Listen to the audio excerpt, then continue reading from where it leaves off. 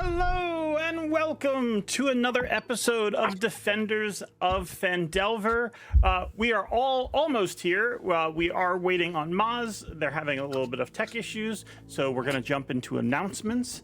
And there's a lot of amazing announcements. First things first, big thank you to Forgotten Adventures for allowing us all to be here. Forgotten Adventures is what makes this show possible. They are a group of artists who make some of the best tokens, battle maps, and map assets that are out there in the D&D community. And so if you're playing virtual tabletop, you should definitely check out their stuff at forgottenadventures.net or over on Patreon, where they have two different Patreon accounts, one for battle maps, one for assets and tokens. So thank you so much to all of them. Next, we have a big announcement to make, which is congratulations to our very own Meadow, aka Howdy Love Darlin'. They won on Friday night the award for Best D&D Player at the Crit Awards. It's absolutely incredible. We're so happy for them. Meadow, if you didn't know, plays Sly over in our other show, Fears and Fortunes. If you haven't checked that out, definitely give it a watch on YouTube. Meadow has the hardest job of playing what is essentially the main character. Now, you've probably been in D&D sessions, and main character is something like main character energy is something you want to avoid typically. But for the story we're telling, it was vital that either an NPC plays this part or a player plays this part. And Meadow does it with such grace and generosity, that they manage to allow all the other players to shine and even amplify their voices with her character while still delivering those really dramatic and impactful moments as Sly. So congratulations once again, Meadow. I'm sure if you're watching this, you're feeling like a cringe feeling because you don't want to receive praise, but you absolutely deserve it, and we will be praising you more on Wednesday, where our next season is premiering, because we have a new season coming of Fears and Fortunes, which is here we go. Yeah, it's gonna be really awesome. That's gonna be this Wednesday, the 27th at 9 p.m. Eastern, 6 p.m. Pacific. If that's too late for any of you who are in the EU who are watching, don't worry. It'll be up on YouTube the next morning. So yeah, that show's coming back. Very dramatic opening. So really excited for that. Other announcements. Let's see. We have some comments that we've received. First one up is from Vernon Grayson. Best playthrough I've seen yet. So talented and engaging. Hey, thank you very much. We really appreciate that. Next one up is from Sildari Kitsune. We are so back on the last episode. Yes, we are back for season 2. Really excited about it. Next up, we got Roll4, who welcomed us back. Excited to hang with you guys again. Gracie, I love your room. So soothing. Honestly, yeah, you got like this cottage core feeling behind you. It's really great. Love it. We got one picture. We're working on more. Single picture right now. Thank you. From Not the Son of William, I've been looking forward to this. Happy to follow along with the new season. Thank you, Not Son of William. We really appreciate you watching along. If you're able to watch along live or if you're just watching on YouTube, either way, we really appreciate it. Glad you're here. And awesome show. It was a long 4 to 6 weeks. Can't wait to see what season 2 will bring. That was from Jelly Belly Mog. Thank you. They are a frequent commenter, I believe. This one, a little bit controversial, but I'm going to show it anyway because I'm not afraid of negative feedback. You are all fantastic role players by Darby McDonald. Great, really appreciate that. But why would you think it's an interesting and a public-facing show to role play ordering breakfast? You don't have to role play everything. Staying on plot is like editing and writing. Cut out the extra. We'll let the cool core story grow. I understand that. You're absolutely right. A few things to note in our, this was episode 3 that they were commenting on, where you guys ordered breakfast after dealing with all the goblins. It was sort of like the next day. I want to give our players opportunity to roleplay. a little bit more casually. I also want, very importantly, for the first couple of seasons of Defenders of Phandelver, we want to make sure that we give the players opportunity to meet a lot of the NPCs and interact with them. In this case, they were interacting briefly with Elsa, who is the sort of barmaid / tavern keeper of the Sleeping Giant. I forget the name of the tavern suddenly off the top of my head, but of the Stonehill Inn. So we want to make sure we have those interactions that players can kind of like get to know those NPCs and, you know, things like that. But yeah, hey, if it was too boring, skip ahead a little bit in the video. No big deal, but we do appreciate your comment. And then lastly, by our wonderful Karis, the artist who makes all of the character art you'll see on screen. What an explosive, no pun intended, start of the season. The rolls, the combat, the RP. Oh, my heart sank at the end there. Poor Alu. Hang in there, buddy. Yeah, you know, we really appreciate Karis commenting, and we appreciate all the art they make, not to mention fan art that they make sometimes, and the awesome character variations that they've made for us as well. Oh my god, Maz is here, hooray! Okay, so that is pretty much it for announcements, I believe. Let me just double check. Okay, very good. So with that, we will get into our episode. Before we begin, the last time we played, the party had ventured into Wave Echo Cave. There, they started to look for Gundren's brothers and to confront this mysterious spider who's been organizing these forces of goblinoids and humans against them. As you guys ventured in, you found one of Gundren's brothers had already been killed. There was some brief mourning for him, and then you guys split up from Rafta, Gundren, and Sildar, who went in one direction, while you guys went in another to explore and see if you could find where Gundren's other brother was or confront the spiders. What you found instead was the Forge of Spells, where this mythical place that Gundren was seeking. Things did heat up at one moment. Penny almost burned to death. And there's some suspicions growing in the party about the strange mutations and abilities of Penny. And then Alu had to deliver on a favor to Verna, a favor to summon a devil at the Forge of Spells to help protect it and bind it there. That is where we are going to pick up on this episode. You guys ready? Yeah. Okay. Let's go. Before we jump in, by the way, we also have new emotes. If you are a subscriber to the channel, you'll see that there are new emotes for 4 of the 5 characters in Defenders of Phandelver. Enjoy using those in the chat. And yeah, okay, that was the last announcements for real now. Let's begin. Here we go. Okay, be right back. Content warning. This series has themes of body horror, self-harm, trauma, pyrophobia, psychosis, insanity, violence, gore, and death. Due to the actual play nature of the show, such themes may appear without warning. Please use discretion when watching live, and find trigger warnings in the video descriptions. All players consented to these themes prior to the campaign start, and post-game check-ins are done every session. Please consider using safety tools if you play with these themes at home. Thank you, and enjoy.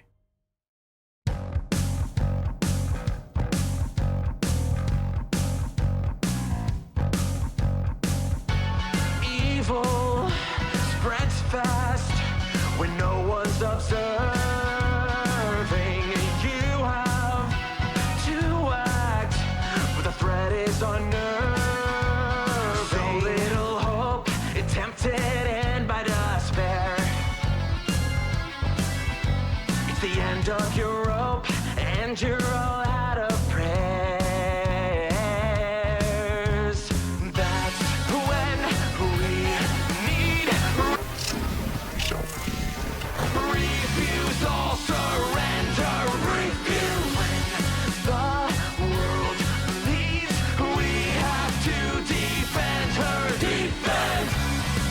We have to defend her.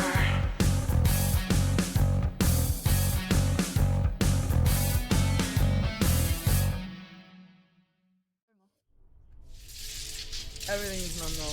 Everything's so normal. We begin where we last left off. Alucor, you have placed these sigils on the ground and recited the incantation as you were instructed to. You were basically given a scroll on how to do this. You prepare that and cast it essentially as a conjuring spell, and immediately it takes effect. You feel a sudden rush of heat as flames rise up around the symbol. And from these flames, you see a large blue hand grab onto the stone tiles beside you and start to pull itself out. And what you see emerging from the pit is this. Around 10 feet tall, as it lifts up, its wings go to flap, and it immediately hits the ceiling, and it sort of like bends its knees in order to make contact with the ground. You might back up a bit as this thing sort of, it's sort of confined here. It looks around, you can clearly see this annoyance on its face.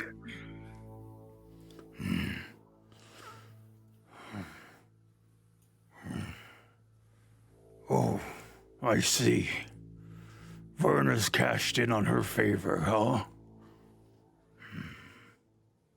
Alu kind of like taking steps back. Instinctively would have went to grab his saber, but is like, no. Yes, she's cashed in on a favor. What is your name? Thornabub. Pleasure to meet you, Thornabub. I am Alu. And this is the forge, I presume. They fly over, or actually not fly, they're sort of like, again, like almost like they're in like a crawl space or an attic. They're like sort of like crouch walking in order to fit through the ceiling. As they do, you hear their horn just screech across the roof of this room. Very nice. All right, well, I'll take it from here then, I suppose.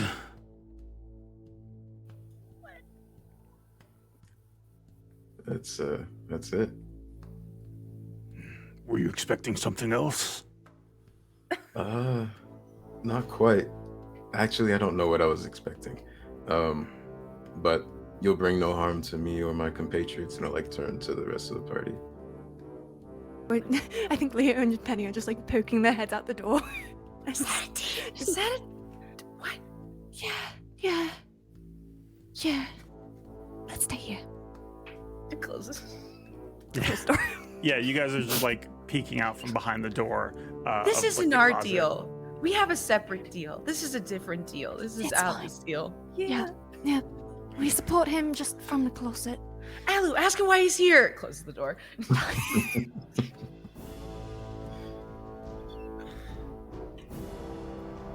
Do you do other favors for Verna? Technically, I sort of outrank her, but she saved me once from a little scrape I was having with another devil, and I did owe her a favor for such. So I'm here, but we'll try to make the best of it. As they sort of overlook, Place is real dump, though. look around the room. What do you think this person might be here for? I would assume the forge.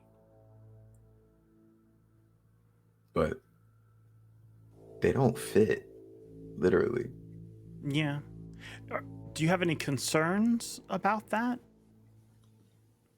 Yeah. What's your concern? What's worrying Alu? What's going through their mind right now? I think, what if it's the wrong forge? The devil seems to be pretty sure. I think you've done right. Thank goodness. Maybe done right isn't the best way to say that, though. The devil looks around the room. This should work nicely. They're like inspecting some of the tools, though. I just need to clean up a little bit. And they snap their fingers, and suddenly the whole room transforms. All of the debris is gone. The tables are now cleaned. It looks like this place could be fully operational very soon.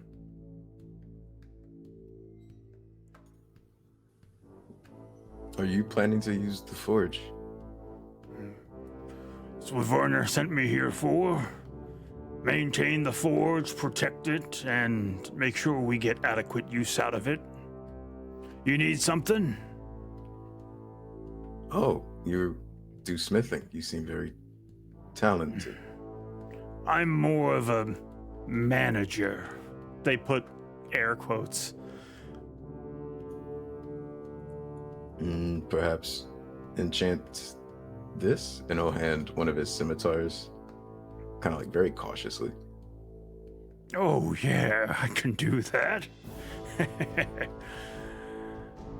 Let's try this. And they take your scimitar and they rub it against their thumb until it draws blood.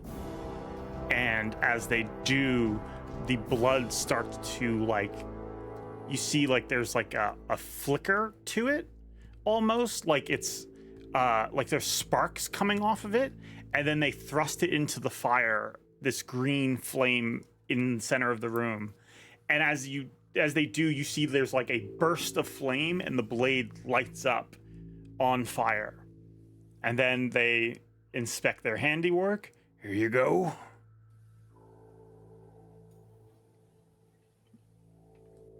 Thank you. I was very confused that he didn't have to pay for that, seemingly. They'll take the blade and inspect it. You give me one moment. I just need to double check. Okay. You can add a hellfire weapon of a you said it was a scimitar, right? Mm-hmm. You can add a hellfire scimitar to your inventory. It will also do an additional D6 of fire damage on attacks. I'm gonna be so annoying. That's sick. What? That's wow. Sensational. Yeah, I think I was just gonna be looking, expecting his weapon. He'll look to Valandor and Navarra do y'all want to partake?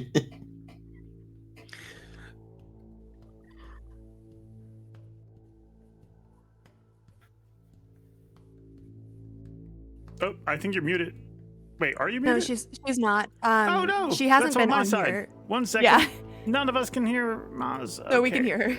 Yeah. We can hear she's her. not even showing up It's on the just you. screen. She's not on the screen. Yeah. Oh no!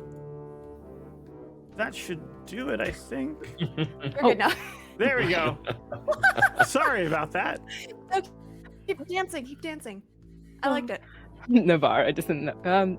No, Navarra is looking at Valandor with wide eyes and their talon a little up, their long sword just off its hilt. What did we do? What have we brought here? And that face of utter concern. They're not going to enchant something, so they're gonna look over to Leo and Penny. If you don't wish to stay any longer, we can go, but if you wish to talk to them.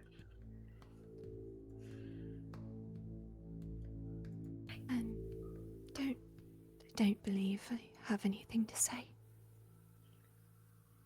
There's a demon in the room. I don't know. no, no, no, no, It's okay. no. Well, we'll stay in our closet. Look at the back. Closet is good. Yeah. They snap their fingers again, and you see 3 imps come out of that circle and begin flying around the room, inspecting things. And he starts uttering commands to them in Infernal. Does anyone here speak Infernal? No. I speak Celestial. Those like sister languages. Navara kind of like looks up, just God dang it. They're if you've ever spoken another language and someone is speaking that or doing that in that room and you're just like listening in, that is what Navara's like face is. Like, I know I understand it, but I will like look up at them with comprehension, like yes, like responding.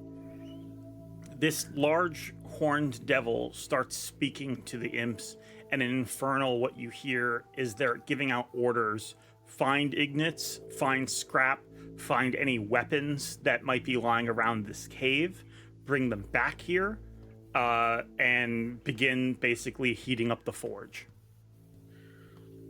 Wow.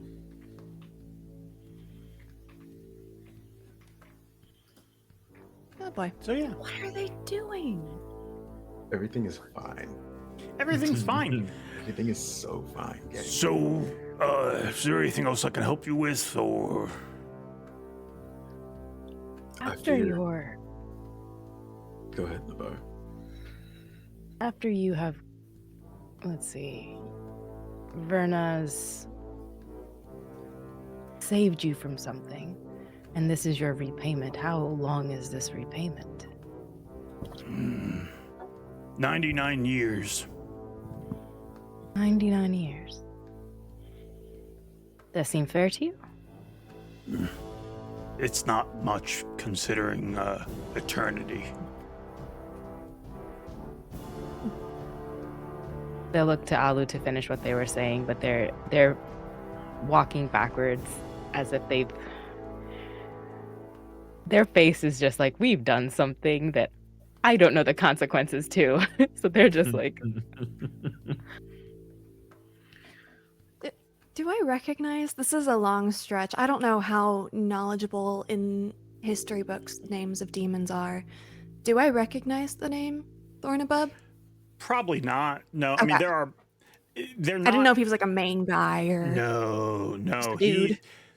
From what you can see, I'll say, give me an Arcana check or religion. Okay. Arcana sounds good. Oh, it was just an 18. 7.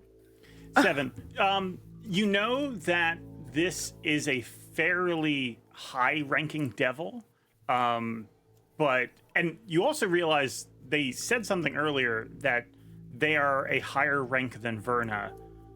So that confirms all suspicions. Verna is some type of fiend, some type of devil. But as they say this, you know that they're higher ranking, but based on like some of the stories you've heard, the higher ranking you get, the more individualistic you can start to become. Otherwise, troops are very uniform, and what you do recognize is that this is a horned devil, even with that low of an Arcana check. And while you don't know how high-ranking horned devils are, you know they're not like the top brass. Top brass are usually fairly unique looking. Gotcha. Thank you. Okay. Just curious. With that, what do you guys want to do? walk I out think- of here. Is there an exit through the closet that we don't Yeah. have to go like back through the room? I think I'd like to grab Penny's hand and just take her out Okay. the long way. You head out back Do we- this way. Are we gonna deal with that ever? Should we? We're not going to think about it right now. We have bigger things on our plate, and Okay. that is a tomorrow problem. So we're going to keep moving forward, and we're going to go back home very soon. And I forgot about the giant zombie.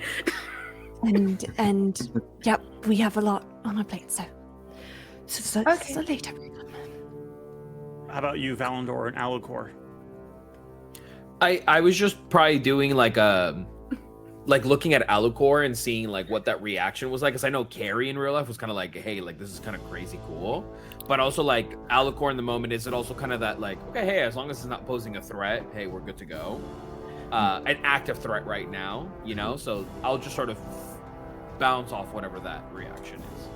Alu's body language is that of nervousness and like dread. Like he is looking at this sword and then kind of waving it around, but there's not an excitement.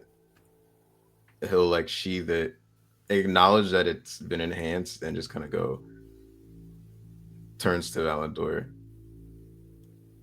That can't be worse than summoning a devil, right? Well, we're gonna have to find out eventually, but at least for now, I think we may have bigger problems. Indeed. Let's regroup. And I'll sort of like give like that look of just, you know, agreeing to do something, not realizing what those potentials are, you know, like that's sort of like recognition. And then I'll follow Alucor at the door. Okay. You head out, and as you do, give me one moment. Is that a trumpet? Does that count? It counts. It totally counts. Okay. Oh, dang it, you guys. As We you love guys you so move- much. This is side chat. Sorry. As you move forward, Valandor, you hear the crashing sounds of waves ahead of you, smashing against the rocks.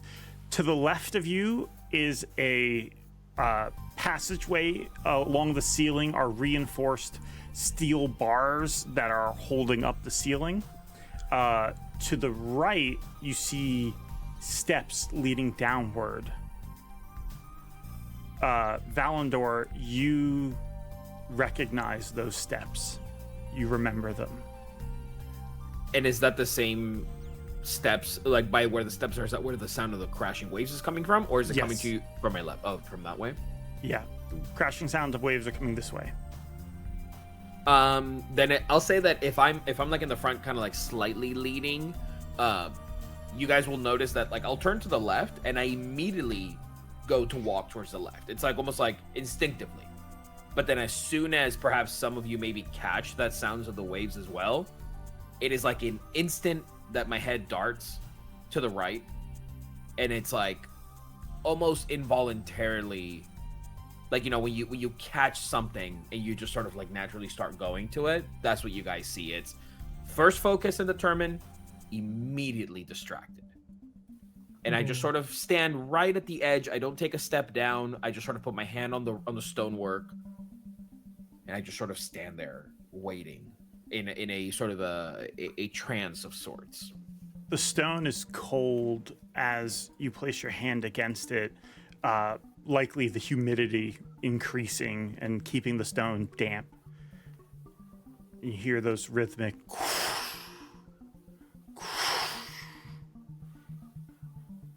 Val,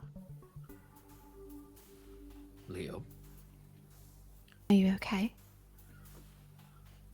as okay as I will be. Below these steps lie what torments me, or what used to torment me at some point. If we were to follow this trail, we'll eventually lead right back to it. And there's like this like kind of grin on him, but it's like a forced kind of grin. Like he's clearly just like uncomfortable with the situation, and there's nothing to smile about. it's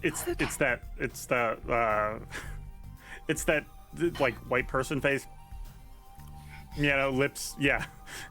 There you go. Yeah. I got you. Hey, how's it going? Yeah. Mm-hmm. Yeah. Leo, yeah, just hell down there. Hell, oh! Okay. So, we want to go down this way? We can. If we do, I know exactly where we will end up, or at least how my memory serves me. the problem now becomes from this point forward, I don't know what remains of my past down there. We could follow it through. We could, and I just kind of like look back. I look at everyone, and then I whisper to you. I say, we could all go and see what horrors lie beneath. But there's also another path, and I know you are interested. Is not the word, but I know that you care to protect Penny and the others. And I just can't guarantee any of that once we head down there. What is it that you want to do? There's this, like a song, this strange feeling I have sometimes, where I wish to hide very much from the darkness. But like an intriguing lullaby, my ears are drawn always to the unsettling parts of the world. And now this is that place. So there is a part of me that wishes to revisit it, see perhaps what I missed and where I went wrong. And there's another part of me that wishes very much to not go down there, to leave it behind, to continue in the steps that I've been working at this entire time and forge a new life. A bit of a conundrum. Sounds like it. Yeah. But I would be interested, very much so, to go down there. But another path is present before us, and if I am to think about all of you, I would probably suggest heading to the opposite path. You seem drawn to this direction. Of course. Of course. Drowning in darkness is always a refreshing memory to wake up to every day. And I would like very much to see that memory again. Okay. If you want to see it, then we're here. I just summoned the Go that devil way. in the room back there. I don't know if safety is really in the cards for us. Oh, well. That is definitely an interesting way of phrasing that. Yeah, I feel like we should unpack that later. Perhaps.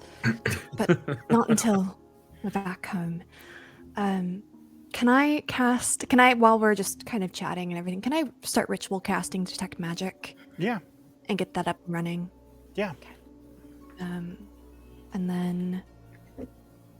Oh, I don't know. Anyone else have any other rituals they might want to do? I had a question. I remember we did a hard cut last episode and we threw all the weapons into the forge. Mm-hmm. What was it? Do we pray Plus Gracie one. has Plus one for 8 hours. Got 8 it. hours, which is That's right. probably the entire cave. Yes. Okay. All right, I had something from Navarra, but the art popping up right at that moment was like when Val went, "Oh well," broke me, and I forgot what I was supposed to say. Navarra is still with the kind of looking at that door as soon as you said that, Alu. They're not afraid or what's the word, nervous about this because they have brought something possibly evil or wrong. They're just like, I want to know who that one actually serves. That's my goal.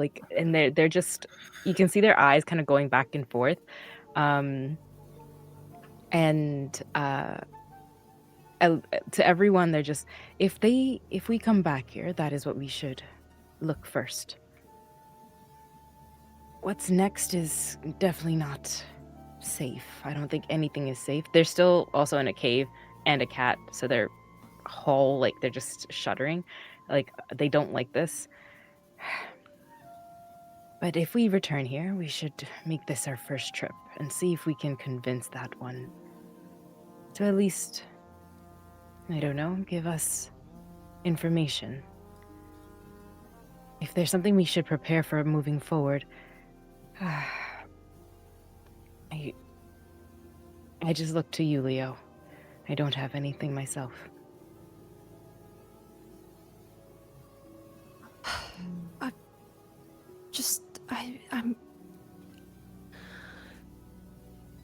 I'm so out of my depth here, if I'm being completely honest. But I agree. I don't know. How does everyone feel? Let's do it on a vote. Do you want to go right towards the sound of the crashing waves and whatever traumatized Valandor? Or do you want to go left? I want to go to the right. I want to go. Gracie wants to go to the right. Leo wants to go home. Okay. But Gracie gets the final say, so we're going right. Okay. Leo's, yeah. Penny votes right too. Okay. I think that's the majority then. You guys start heading down that path. Face your You hear fears. the crashing of waves continue, and they get louder as you approach. The hall spirals to the side, and it opens up massively ahead of you. And you can see there is a sudden drop ahead, and you can see just the particulates of water splashing up, small droplets coming up above that ledge, as you see that there is a large opening that opens to an underground ocean, basically. And you guys start moving in that direction. I just like walk up to the very edge, and it's like, I guess how you guys would all see it, it's almost like if I was walking and it's like I'm about to just keep walking off of the edge, but I stop right at that final moment, and for like a brief second, like one of my right leg like goes over the edge, and I balance, and then I just slump into gargoyle Batman style on the edge of the cliff. And my ears are kind of like a cat when they're like slightly bothered by something. Maybe Navarra would sort of like pick up on this, but there's like a slight twitch to my elven ears. What? And my eyes are like darting across the river. We're like almost like retracing.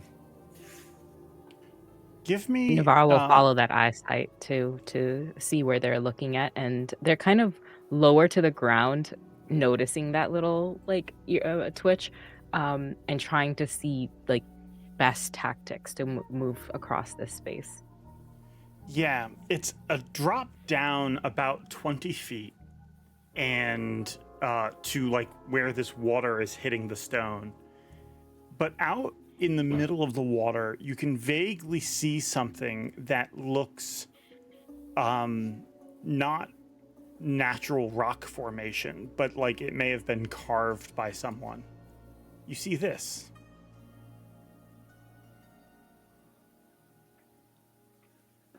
And I'm going to go ahead and put a light on it so we can see. It looks like the shattered visage of some type of humanoid standing there. There's a bit of an arm and legs. Yes. Do I recognize anything about it? Do you? Is it a statue in a ruin? Yeah, it is a statue in a ruin. Okay. Can I tell what its purpose is? Sure. Let her pop up. Let her pop up. Give me a history check. Okay. Leo's The at the statue in edge, the and ruin he's is like, such no. a funny. Damn it. Okay. It's a 10. 10. Almost rolled a 13. It's not hard for you to recognize this because you've seen something very similar to it before. What? This is... It's in slightly better shape, but it's almost identical to the dais that you found Penny at. The same base, you can see it beneath the water, that shape of a circle with almost like bites missing out of it. And you remember seeing shattered pieces of a visage, that this stonework looked futuristic, but ancient at the same time. It had better carving techniques being used than existed back in that day, and yet it looks like it's far, far older. You see it, this one's covered in like a sort of moss that's been growing on it from the splashing waves connecting with it. Leo, Uh-huh. Yeah. are we okay? Yeah. Of course. Okay. Shh. Do I happen to recognize that, George, by any chance? Yeah. In fact, give me a wisdom saving throw. Oh, shit. Oh. Wisdom save. Okay, all right. That's good. That's an 8. As you're looking at it, you remember, Valandor, this is where you don't remember everything that happened before this moment, but you remember in whatever escape you were trying to make, you remember arriving here in this water at this basin. You sort of stumbled out, almost fell into the deeper parts of the water, eventually had to like climb up and swim to the cliff edge and pull yourself out, climbing up this 20 feet on the rock. You remember one of your nails breaking as it broke against the rock, as you had to grip into it that tight. And as this memory hits you, it brings something else dragging out with it. And this memory suddenly floods your mind. It's blurry. You're running through a massive corridor of lights, green and purple, and you have your bow clutched in your hand. You remember sweat pouring off your head, and you remember your heart felt like it was beating out of your chest, because you have been essentially pushed past the limits of a normal person, a normal elf, and you are doing everything you can to survive. And as you race, you run into this corridor, fleeing from foes you can't fully remember. And as you get here, you look up and you see these large tanks. And you see among them, there's people in them.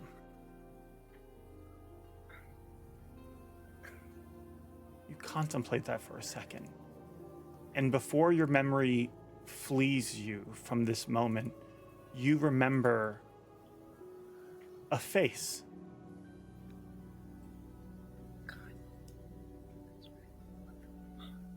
You're back at the cliff's edge now. This memory, this last bit of it sitting in your mind, Penny's face floating among the green fluid in that horrible place, the place that changed you, the place that made you the freakish looking elf that you are now, the place that had horrors so bad you can't remember them. That's the first time you've ever seen Penny.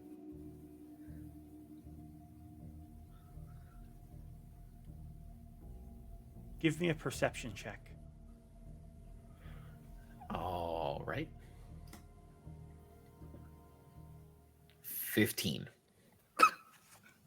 You look back at the rest of your party members, and as you are standing there, give me one moment. You look back and you're processing this information. What's going through your mind at this moment? it's like that moment of not necessarily conquering your fears, but like just like embracing for impact, but then only to find that the impact is something you weren't necessarily expecting. So I'm standing at the edge of the cliff, and it's like maybe perhaps slowly my head turns completely in the direction of Penny. Yeah. And I just look to her and I say, does this place look familiar to you? You say that, and as you do that perception check I had you make, you see clearer, and your stomach sort of drops at the sight of this. You can see the growth still on Penny's neck, inching up towards her face as it's sort of healing the burns she got. The burns which should have left her in a complete mess, needing health potions and all sorts of time to heal. You see that strangeness on her, and you remember briefly the visions that you received from Alucor of this blight.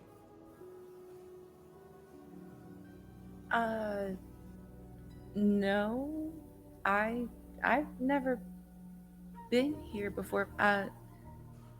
Leo, do you? No. I'm sorry.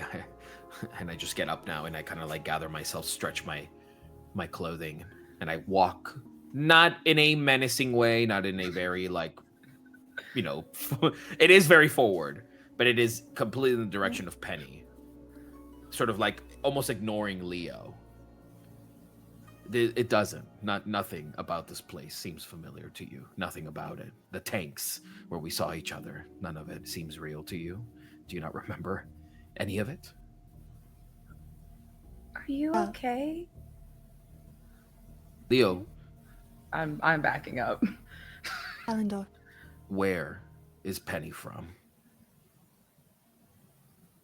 Alu will step in, put a hand on Valandor, but he will look at Leo, not demanding, not trying to like give advantage or anything like that, but just kind of like curiosity of like, this means a lot. Yes. I Navarra's walking to Val like, what are you on about? But when they say that, they're turning to Leo just, yes, where is Penny from? How did you find her? When did you find her? And I just sort of like look at Penny and I look back at Leo, and then there is a softness that then becomes a, and is she safe?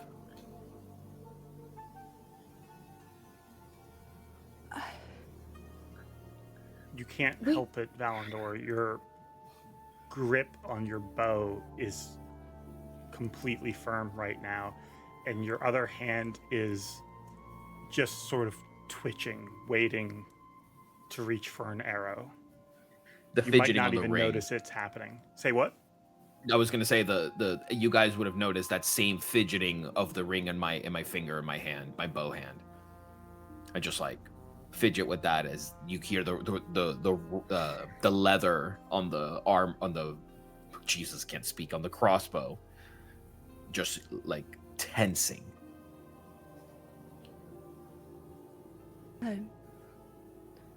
I step in front of Penny in between then.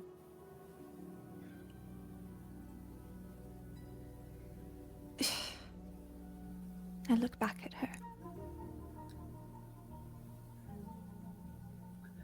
We don't know. Leo, I don't know. Leo doesn't know. I was in a cave, and then she found me. I don't know what you want me to say. It seems you know more of this story, Leo. I was on a dig.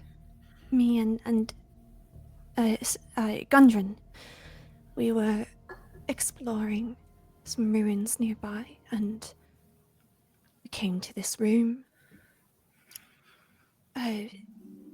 And a flash of light.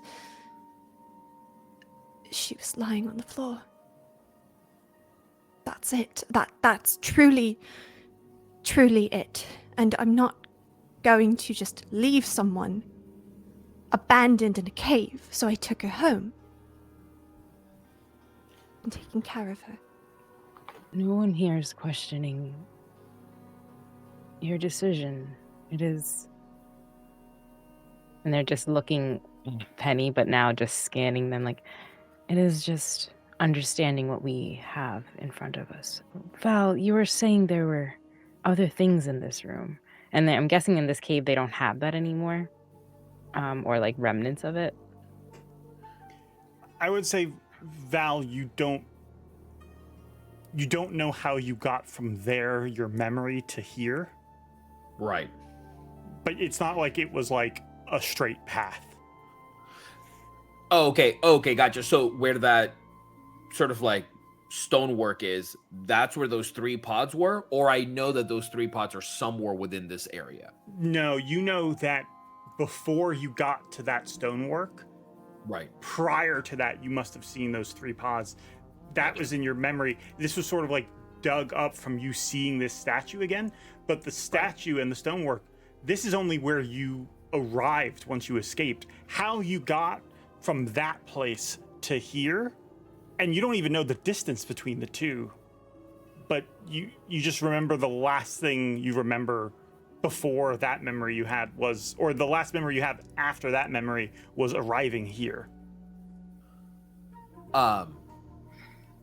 Yes, Navarro, there are other things here. I don't know which come first. I don't know which are to come, but Leo, there were others. No, there weren't. Not. Yes, there were. I don't know any others. Leo. And I just sort of like, you watch as Valandor kind of like, in that moment, there is an intensity. And then all of a sudden, he like catches himself. And the fidgeting on his ring stops. He closes his eyes and very much so just exhales. And then, Penny, you're in no danger. You pose no threat to us. We will do as we have. We will keep protecting you. You were surrounded by 2 others. That I remember. Leo, I say to you that there are others. More from a point of trying to understand. Where did Penny come from? And where potentially these other ones could be? And who knows? And now, Penny's like, all of the blight is still on her, right? Yeah.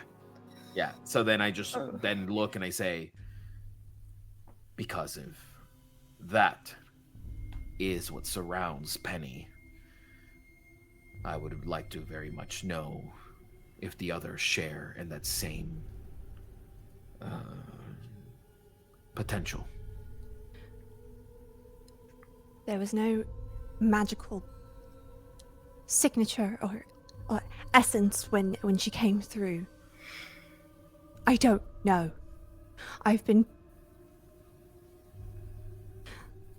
The last several months, we've been monitoring everything. It's been nightmares, dreams mostly, until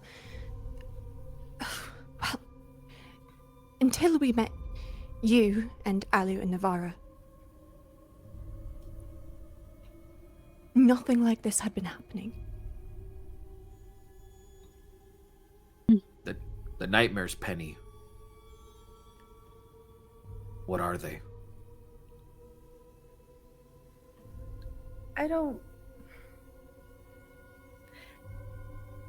It's not like running through a cave or remembering tubes. I just feel scared and cold. Give me another I wisdom can't saving throw, breathe. Penny. Just gonna full on like morph into like a fucking. I don't wanna more. I am home. 14. Here's an important question for you. Do you want to know more, or do you want to not know more? I have an alt that I saved for this purpose, and I'm wondering if now is the right time to use it. Outside of the game, Nick was planning on using Detect Thoughts on herself to try and see if she could figure out what the hell's going on.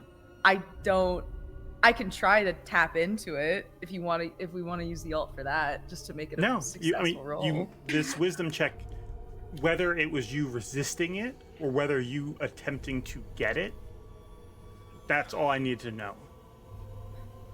As they are confronting you with this, as they're asking you, I want to know. You think, and you feel something come to you. You remember suddenly eyes opening. That cold feeling around you, your hand pressing up against glass. You look around and you see other people in tanks not dissimilar from yours.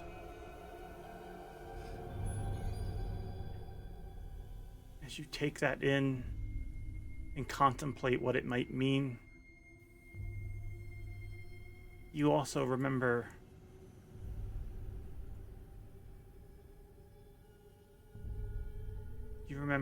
seeing someone. You looked around the room, and for the brief moment your eyes were open, you remember seeing this blonde-haired elf with these gorgeous emerald eyes.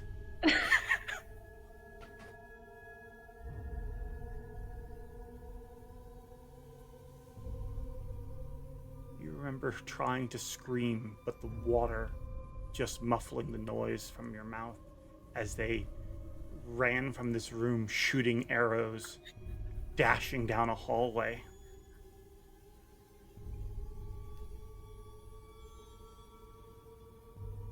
Did I see that they're shooting arrows at? Or just him?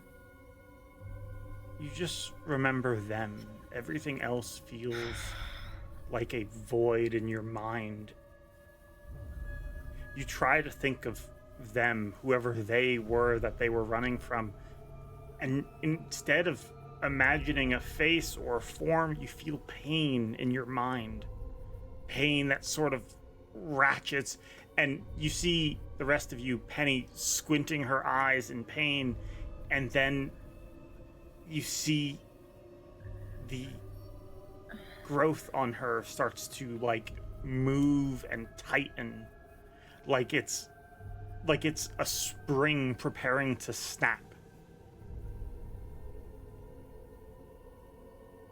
Penny, you open your eyes, and that blade from your hand has grown about 6 inches.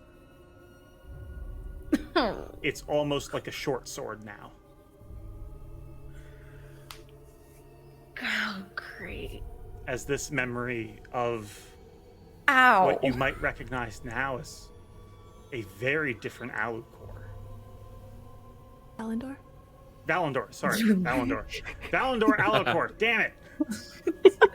Sorry to interrupt. I just wanted to make sure that was right. Yeah. They're looking really different.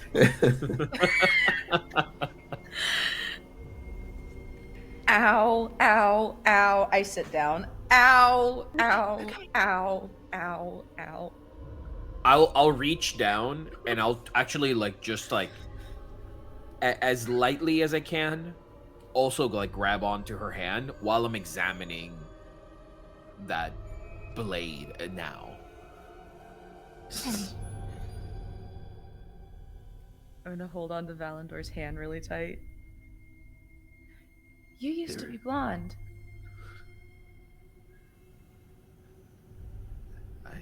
I did.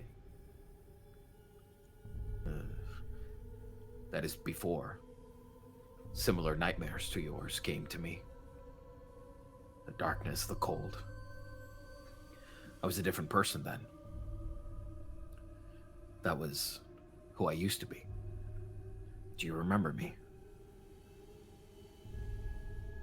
You were running. And I tried to yell, but I couldn't talk.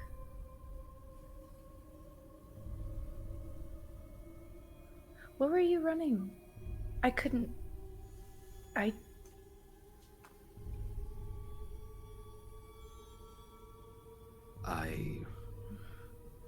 truthfully and honestly wish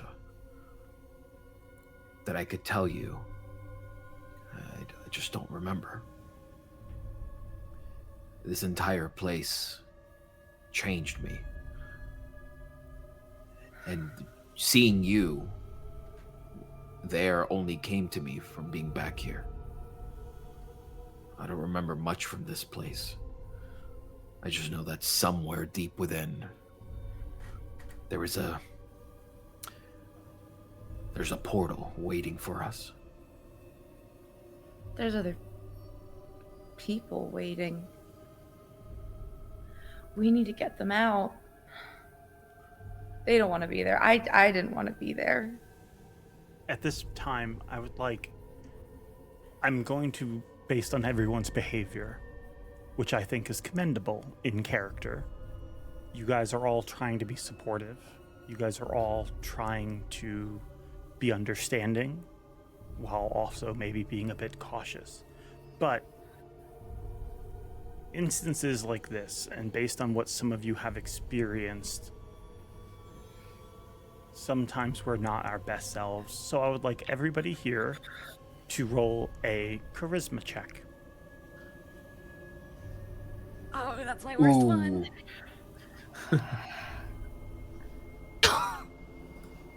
God damn. I'm rolling so low. Okay. Okay. 13. 14. 7. 6. 2. You can do with this what you want, and we're about to take a break, so you guys will have time to think about it. But Leo, Navara, and Alucor, the three of you start connecting dots.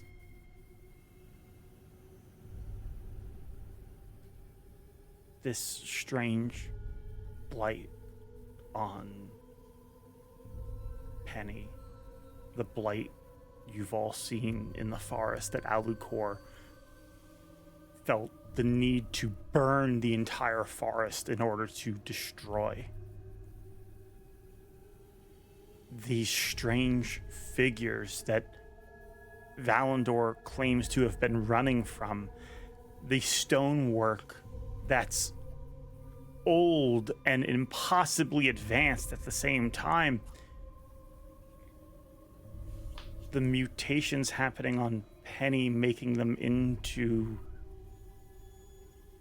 a more lethal creature. Is Penny who they say they are? Is Penny safe to be around? Is Valandor gonna be changing like she is? Is this gonna spread? Navara, you clutch at your stomach. Is this contagious? I want you all to think about those sudden rushes of paranoia and fear and suspicion and dread that might be running through you. And we will come back in 10 minutes and figure out where to go from there. Don't go anywhere, everybody. We'll be right back as we continue our dramatic moment here, as well as our exploration through Wave Echo Cave. We will be right back right after this. Okay, sit tight.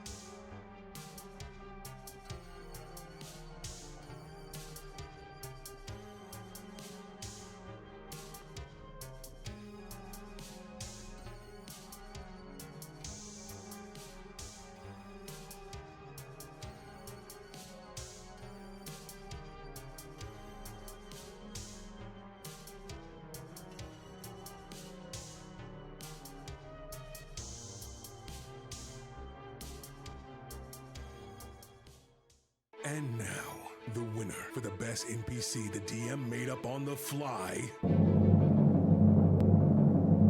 It's Boblin the Goblin. Holy cow, it's me! I won! I can't believe it! It's not easy coming up with names on the fly. Thankfully, if you need map assets, or tokens on the fly, Forgotten Adventures has you covered. See everything they have to offer in their Foundry modules, or at patreon.com/ForgottenAdventures. A dangerous foe threatens Phandelver. It seeks the forge of spells and unlimited power. A small band of heroes can stop them, but only if luck is on their side. Oh my god. Everything's fine on this show. Everything's great. Tough rolls, gang. Tough rolls. I have anxiety. Consequences. That's so good.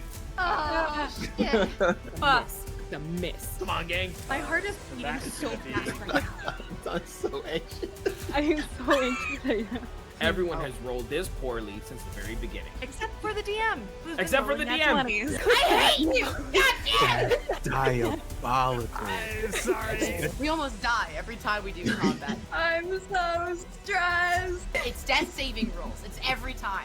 Every time. Every time. Every time. One person is down That's at what's least. fun about D&D. What are you talking about? You're such a good DM. I'm so mad. These are the consequences of my actions. That's 2 nat 1s. George, I want to cast friends. She casts adoption process. Let me have a little free. Oh no, she's hot. Don't do it. Oh, you fucked up. Yeah. I don't know what I'm doing. Fair warning.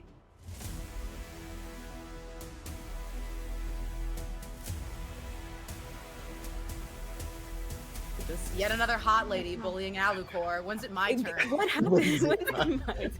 When's it my turn? Okay. A dragon's lair should be just up this way. All we have to do is climb up this mountain and be careful. Oh, I'll grant you inspiration, my friend. Wait, no. Oh, that was my bad. This video was made using the Frozen Lair battle map by Forgotten Adventures. You can find it in our FA Battle Maps module for Foundry, where you can create deadly avalanches with just the click of a mouse. Aaron, what did you feel when you used the cards? It's like standing in a river and you're trying to walk upstream, feel the power of it, letting it carry you or wash you away. All I felt in that moment is that I wasn't strong enough to save everybody. I was just willing to do whatever it took to keep y'all safe. That feeling you were talking about? Not being strong enough to save everybody?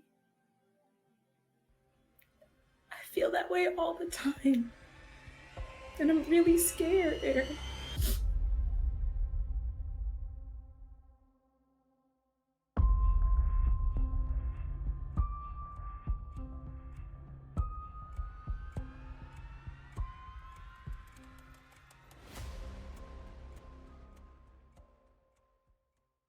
If you need art for your tokens, then Forgotten Adventures has just the thing for you. The new token browser makes searching our library of over 11,000 tokens easier than ever. You can search for the tokens you want by name, then just click and drag to your actor and it's done. You can even set it to randomize color variants if you're feeling fancy. Token Browser is currently in beta, but it and our free library of tokens is available today for all Foundry version 13 users. And the full library of over 11,000 tokens is available to Adventure Tier patron supporters.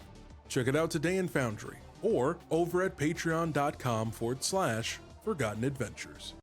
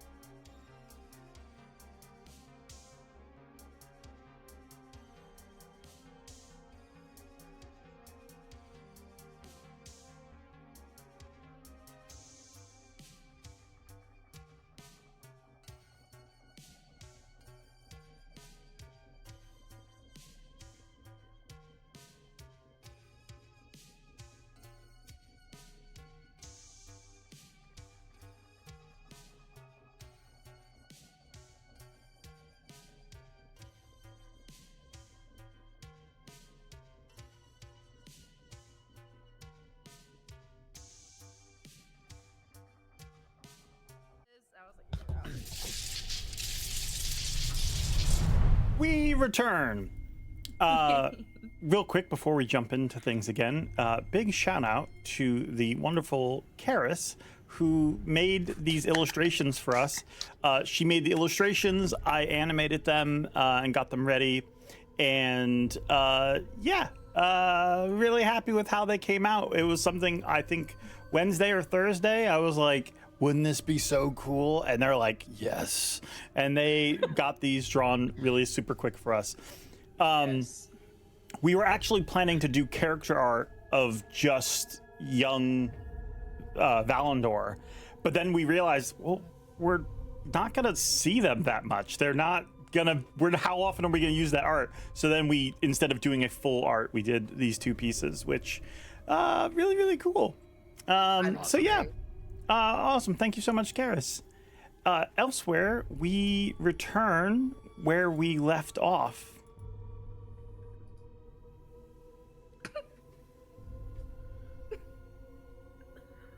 How are you all feeling? What's going through your minds?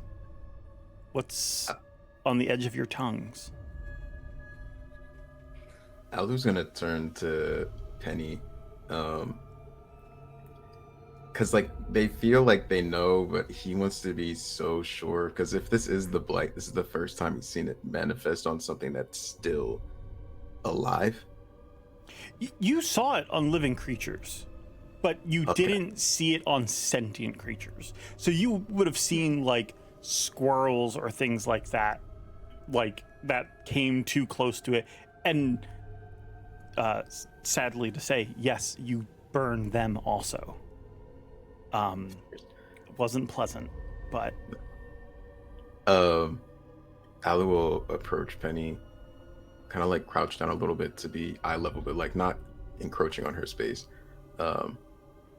Penny, can I cast magic on you? I want to be very sure of something. I won't bring you any harm. Okay. It's gonna ritual cast. He'll ignore Leo. Only addressing Penny. Do I have your permission? Yeah, that's fine. He's going to ritual cast detect poison or disease to see if he gets the same sensation from the goblin corpse as he does to what Penny is experiencing. yes.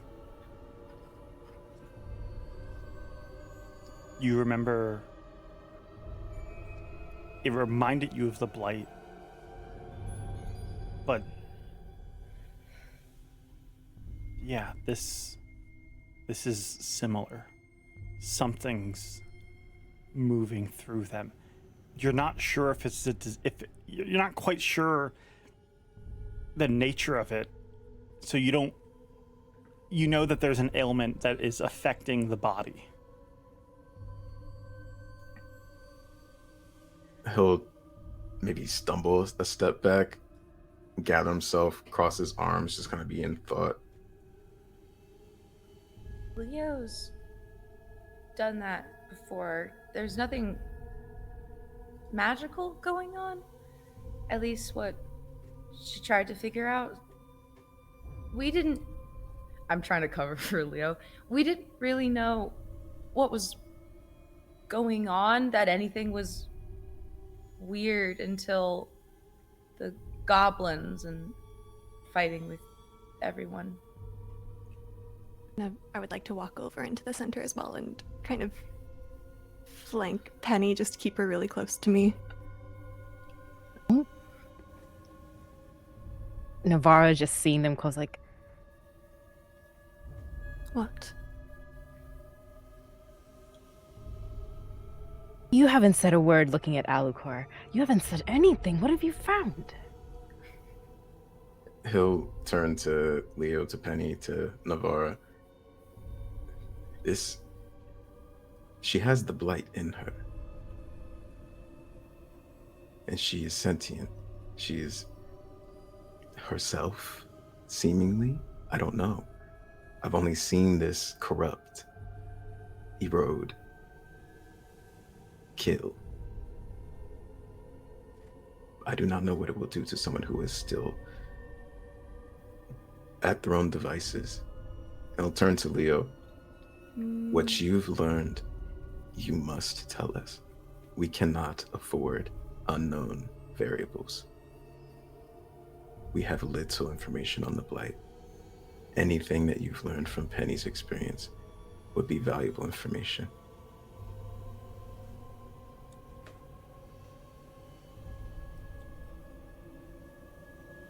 If I do, you will not hurt her. Are we clear?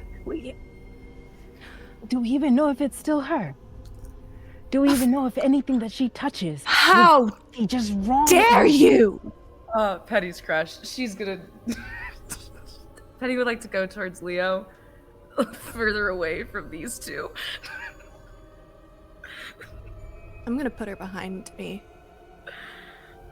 I'm gonna step not in front of Navarra. I'm gonna like do that. I'm off to the side, and I just put out a hand in the direction of Penny, and then I go, Navarra, it's always been her. This has always been the Penny we knew. No matter what is going How on. long, Valandor? How long will it be? I don't know. That's the trick, isn't it? There are others like her. But Penny, right now, shows herself to us non-threatening, friendly, approachable. With like a laugh and back to Leo, seeing them. You think I would harm her right now? You think? And then as soon as they do that, they pull up their shirt to show where like the remnants of the fingers are, and just like whatever flesh is meshed together. You think I would harm her? I don't know. Navarra take the lifts risk. up their shirt, and I want to be clear, like, to show their stomach, and you don't see anything. Navarra may come off slightly crazy as they do this, gesturing to their stomach. You're not sure what you're supposed to be knowing, because I don't believe you've told everybody about what happened. But I understand this is that like manic, like putting pieces together, and it's like, have you communicated this yet? Yeah, Alu will turn to Navi as she does that. Like, Navarra, what are you showing your stomach for? It's right there. It's crawling inside of me, and all of it, I can feel it dying. And they're just like pulling out of their hand there like a small little dagger, and just Alu's rushing over. their little act of help left things inside of me, and it's going to happen to all of us eventually. If it is not to her, to us, one of us, one by one. And it's going to start if we don't do something. And you think I would harm her? I am not thinking of harming her. It's that you all want to protect something that we don't understand. We're trying to understand it.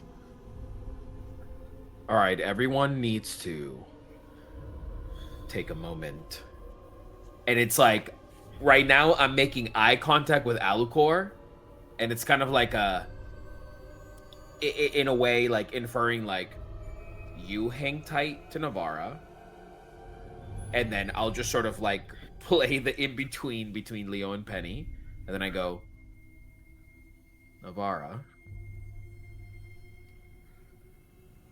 we can't see what you're talking about. We couldn't see Penny's blight until recently. You're right. We don't know how much time we have before this consumes. I guess, as you said, all of us. But as of right now, fine. They took them time for it to come out and it was hidden. Fine. And they start immediately, like if Alucard's next to them, I'll show them. And then start like going into their stomach. Like they just like immediately like start going with their Calm daggers. emotions. Give me a con saving throw. Which one of us? Her. Navarra first. Yo. And then what's the save on calm emotions? Oh my god. That's insane. It's a charisma saving so nuts. throw. That's insane. It's a charisma saving throw, and if she fails this, I can try and dock her points. But she needs to hit a 13 to give this. Are you doing this to everybody? It's a 20-foot radius, so I in the effort of doing it to her, I am doing it to everybody, but it's going to be centered on her. All right, Navarra, what was your con save? Oh god. It's a con save. I didn't know which one it was. I heard calm save and I was like, I don't have that. It's one of your stats at the very bottom.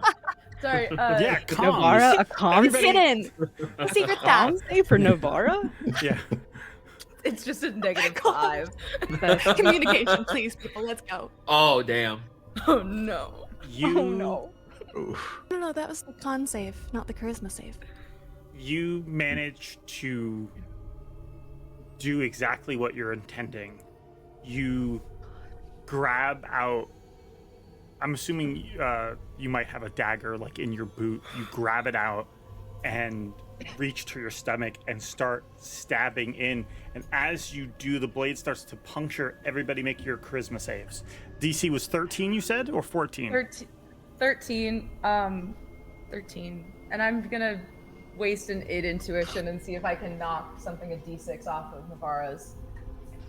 Because it's within the enchantment. Okay. Alright, Navarra takes 6 off of whatever she rolls. I think that's -6. Dang.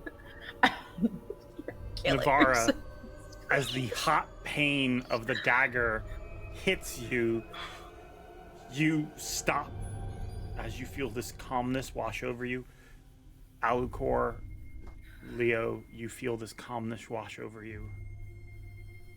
Navarra, you pull the blade back and quickly your skin in that spot heals itself. And this calm's washed over all of you. Penny healed you. You just tried to stab yourself and you healed again. This doesn't seem like a bad thing. You all feel calm at this moment. And you can act with your more level-headed minds. An important note, though. By this time tomorrow, your characters may start to ask why that calmness washed over all of you. Tomorrow problem. Mm-hmm. We'll deal with it later. Deal with it Tomorrow's later. problem tomorrow. No big deal. Navarra, when it healed, did it heal like before? Yeah. You see, Like the flesh kind of fusing sinews together? of flesh sort of pull themselves together.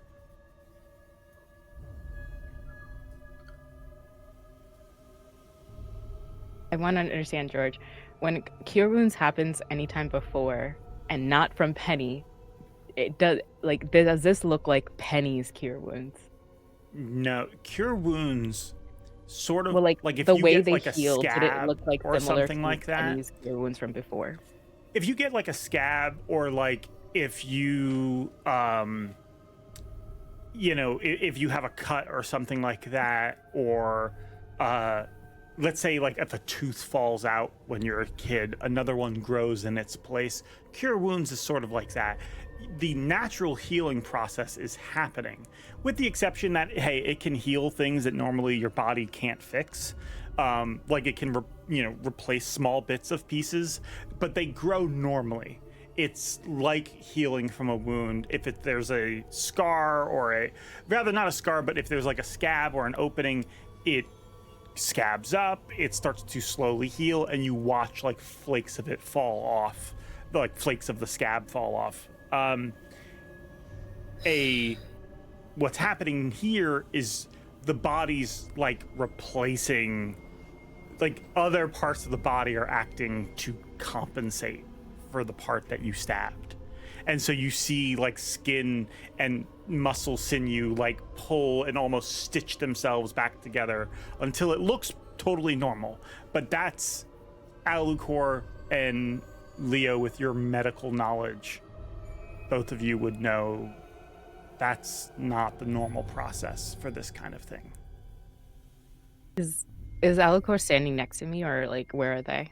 Yeah, as you went to pull the dagger out to stab yourself, he would have been barreling forward, be like, yeah. What are you doing?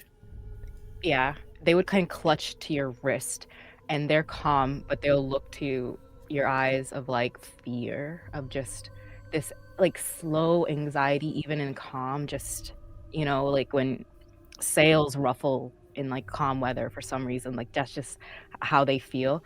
And they're just, it's still inside me, Alucor.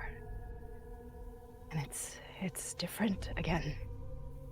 If it's different, it's all the pieces are inside of me. And she left them inside of me when she cured me. That's her magic, Alucor. I'll take his other hand and put it on top of Navarre's, and it's like patting it. What are you talking about? What pieces, Navarre? They're like leaning in away from the group and pretty much almost like clutching them close in a hug so that it doesn't seem like they're just whispering to Alu's like, you know. When I was injured in that fight against that wizard, the time you were in the room, hidden in that closet. Do you remember? The shapeshifter. Yes. Yes.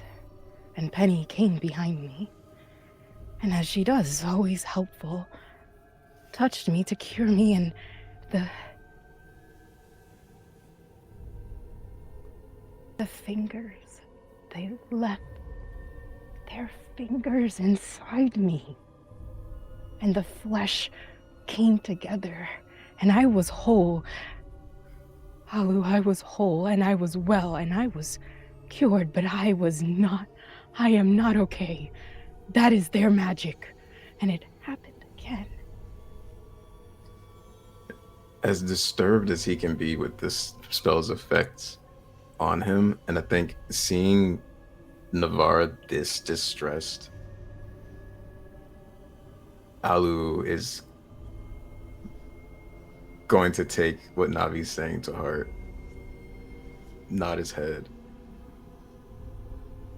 Okay, well, maybe at a later stage, if you can, we can remove them, and I can help you.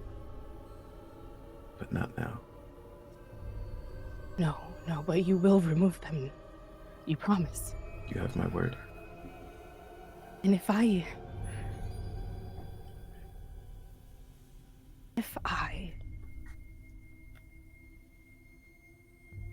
have a touch of that blight, you will burn me down. Understood? I will look down and then look at Navarre and not say a word, but he will just nod his head. I don't want to do that. So let's just make sure that doesn't happen. But if I must... You cut it out as soon as possible. And with that, like, they bury their face into Alu's, like, shoulder and just shake off that last bit of anxiety. Before, like, that emotions calm them down. Sorry to cut you off. No, you're totally fine. I think I was just gonna let her rest. The hand on the back of the head, just like patting her. He'll look to Valandor, not like out of this is settled, but like it's just kind of like, okay, maybe we might be okay for the moment. Navarro would look up from the shoulder to Leo, and very apologetically, I would never hurt Penny. I wish you knew that. I believe you. It's... You have to forgive me, the circumstances when we make new friends, and two of them, their only goal in life is to fight against the very thing that's manifesting in the only person I care about. I have to play it safe. I understand that more than you know. But that is what I am fighting, not Penny. That. And they're looking at, their eyes go to like the part, like the blight that is showing on Penny. Right now, they are one and the same. And you're working on it. If this were to spread in Phandelver, this would be devastating. Penny is the only person, sentient person, that is hosting the blight that we know of and have seen. If this spreads and corrupts, I don't know what would happen to the town, to the people, to the surrounding areas. There's a reason I burned the grove. As hasty as some may say. But it was necessary.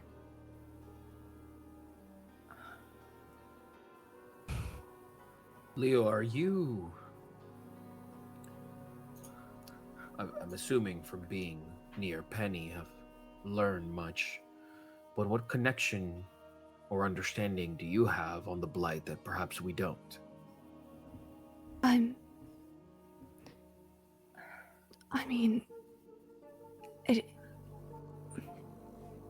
When I found her, when she appeared in the tomb,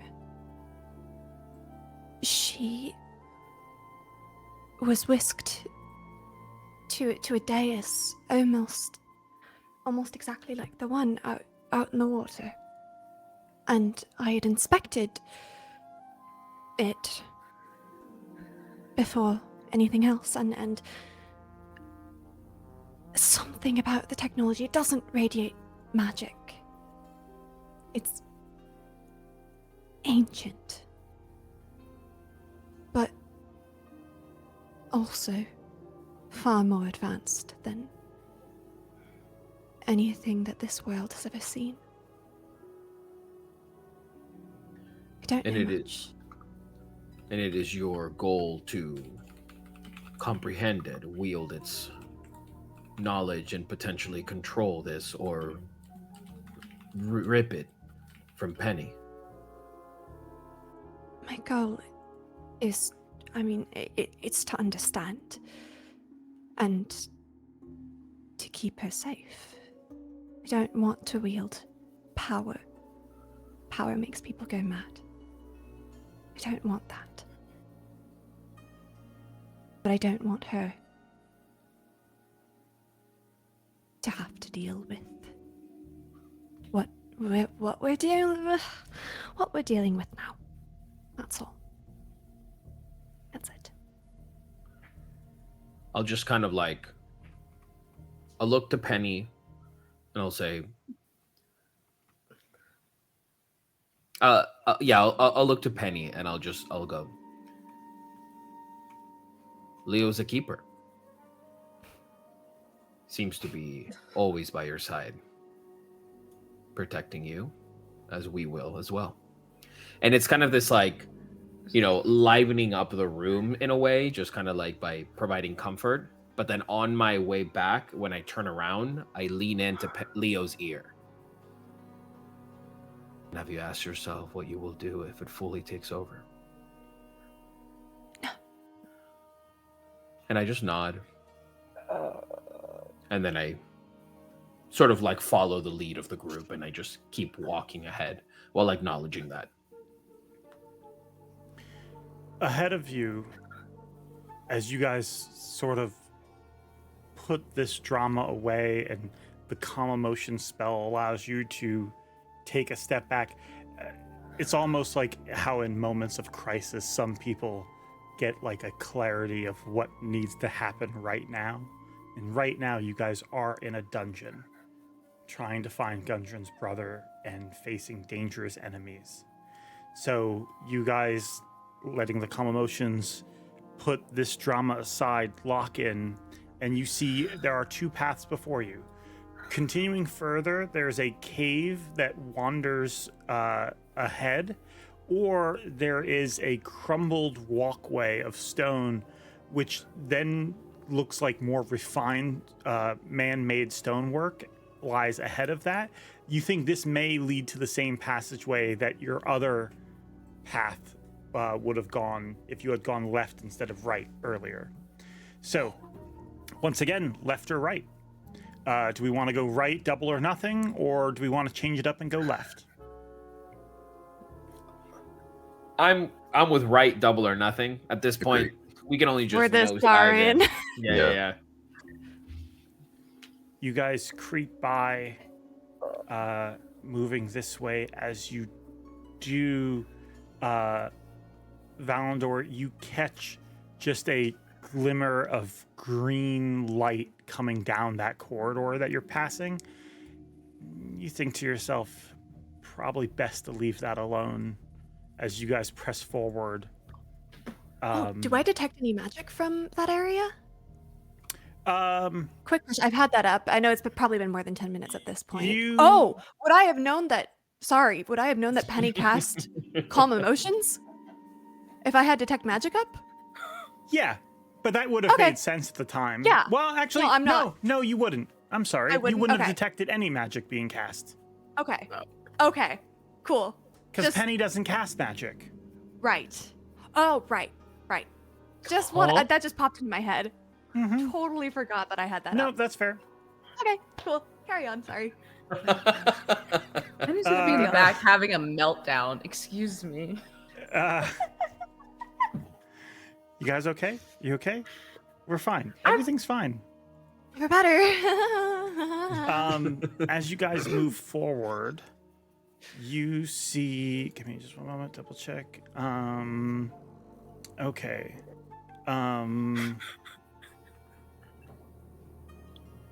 Okay. You move forward and you see this twisting cave, and there's like rocky bits lining the floors and walls. This part doesn't look like anyone's cleared through here before.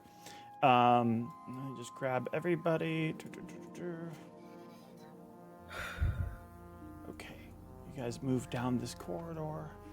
Here we go. The entire time, Navarra's like controlled creature was also there during that tense thing. Yes. He was like, "Yo, you guys gotta calm down." Like, just sort of like you guys just gotta lumbering. talk it George out. moved him like a little to the left, and I can see him just being like, "I'm gonna just go stand over here." Real quick." Don't mind me, guys. I don't really do confrontation. You know, I just met y'all. I'm gonna go over here now. Y'all seem like a lot, right? She said mine, and I was like, "Yeah, cool," but I didn't understand. Sorry. I'm just gonna... You guys see up ahead, you can hear behind you is the sound of those crashing waves, but ahead, Valandor, you hear this like sound of like a creek, like a small river or creek flowing and water rippling through it. You also hear the sound of like stone hitting stone, like clink, clink, and yeah, how do you proceed forward? I mean, as stealthily as possible, and I would like to very much cling on to any form of darkness that I can, so that I'm still visible to my friends, but then they sort of see that same thing where it's like I'm just like weaving in and out of the darkness, and whenever we get to that very edge, I'll kind of like put out a hand if we all hear the stone against stone kind of sound coming from ahead, and then just kind of like turn around, have everyone still kind of like follow that calm emotion, and then I will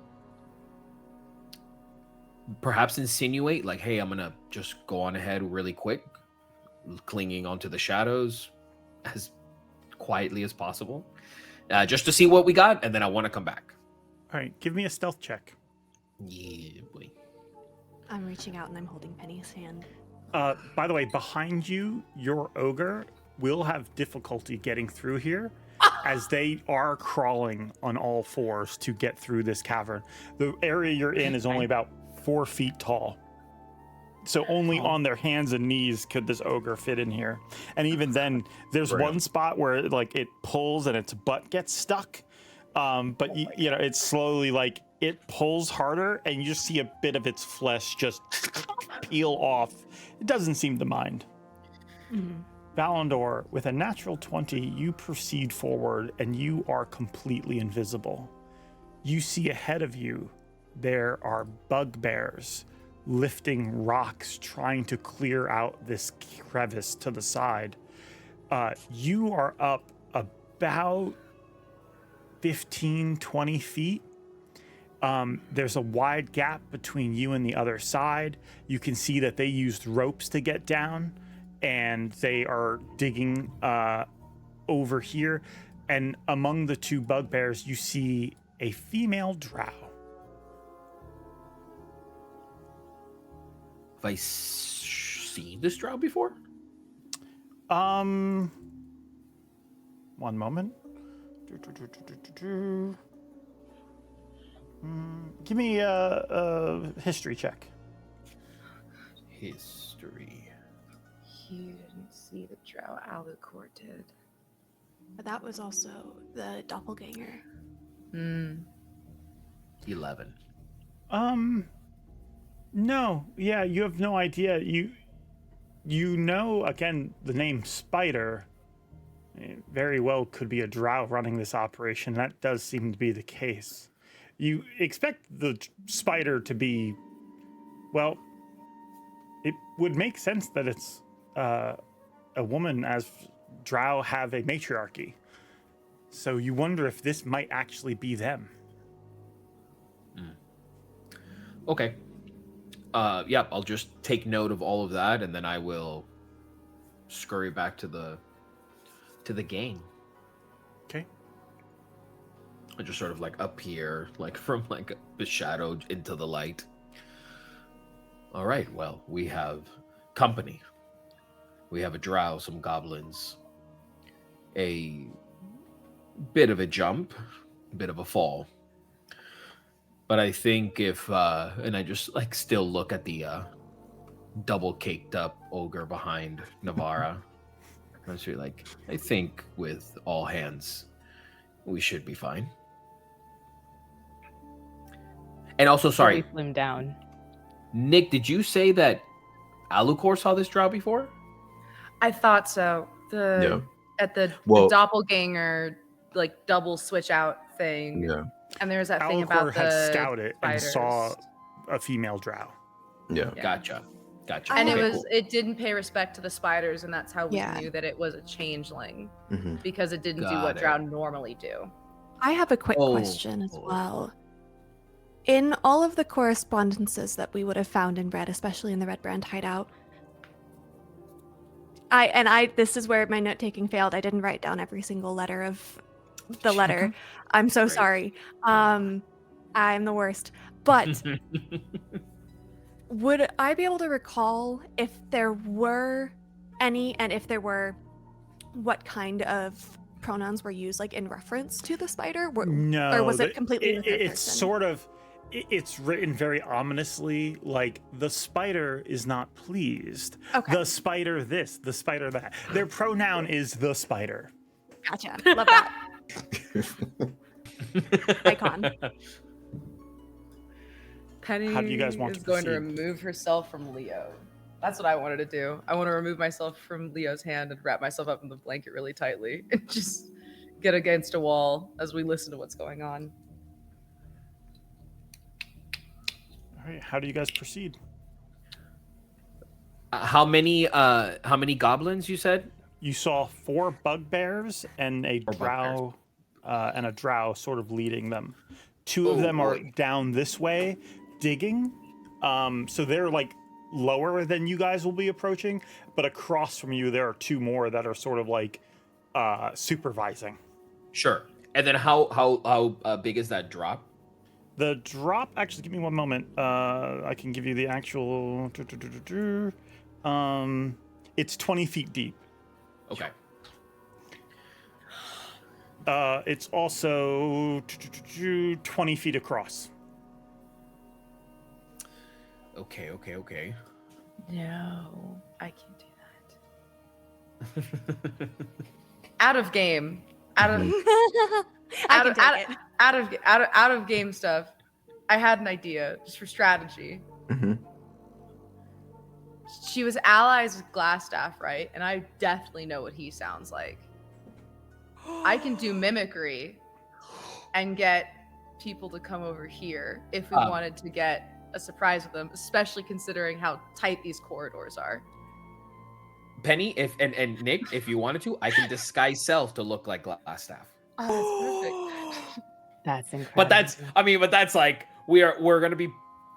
Big Papa's arriving, and you know the conversations that they may want to have might be a little up close and personal. So there is that element to consider. It could be, or we could demand them to do something. I can just sort of pretend, and you can do the voice. That's awesome. We might be able to get a surprise round on something, is what I'm thinking. If you're planning, and I've got telepathy. I've got telepathy within 5 feet. I can just stand behind you, and when I speak, you move your mouth, and I'm doing my own thing. But I'm literally like, you're literally a puppet. Awesome. Now, if you're planning an ambush, important question. The area you're in right now is very narrow, probably not a great place. Are you trying to ambush them by like getting them closer to the crevice, or are you trying to draw them into this other room where you'll have more space? Well, I guess the question should be, what do we want to do or say if we don the Glassstaff persona? Are we going to command them to do something? Are we going to request we could have the bugbears go, and we want like a moment of privacy between us and the drow. And then maybe we push and pull until we can gather something, and then when George like winks an eye, then we'll just start firing arrows. Anything like that. Notes. I'm a little concerned. I need to double check what I do have written down. Glassstaff is on the list. Though. I think the spider is above Glassstaff. Is my only concern. Spider is above Glassstaff. Yeah, letters. But then maybe taking some of the bugbears, asking for help with something, and then getting them through the tunnels, taking them to that little outside area, and then all of us, if we can, getting a surprise round on them. There's also a cliff that we could just push them off of, and then that just negates any kind of needing to fight. True. Yeah, they were the ones. And that then we come in with last. Yeah, deliver. Yeah, they were the one that told Glassstaff to kill us on sight and deliver the dwarven maps to the spider. So I don't know.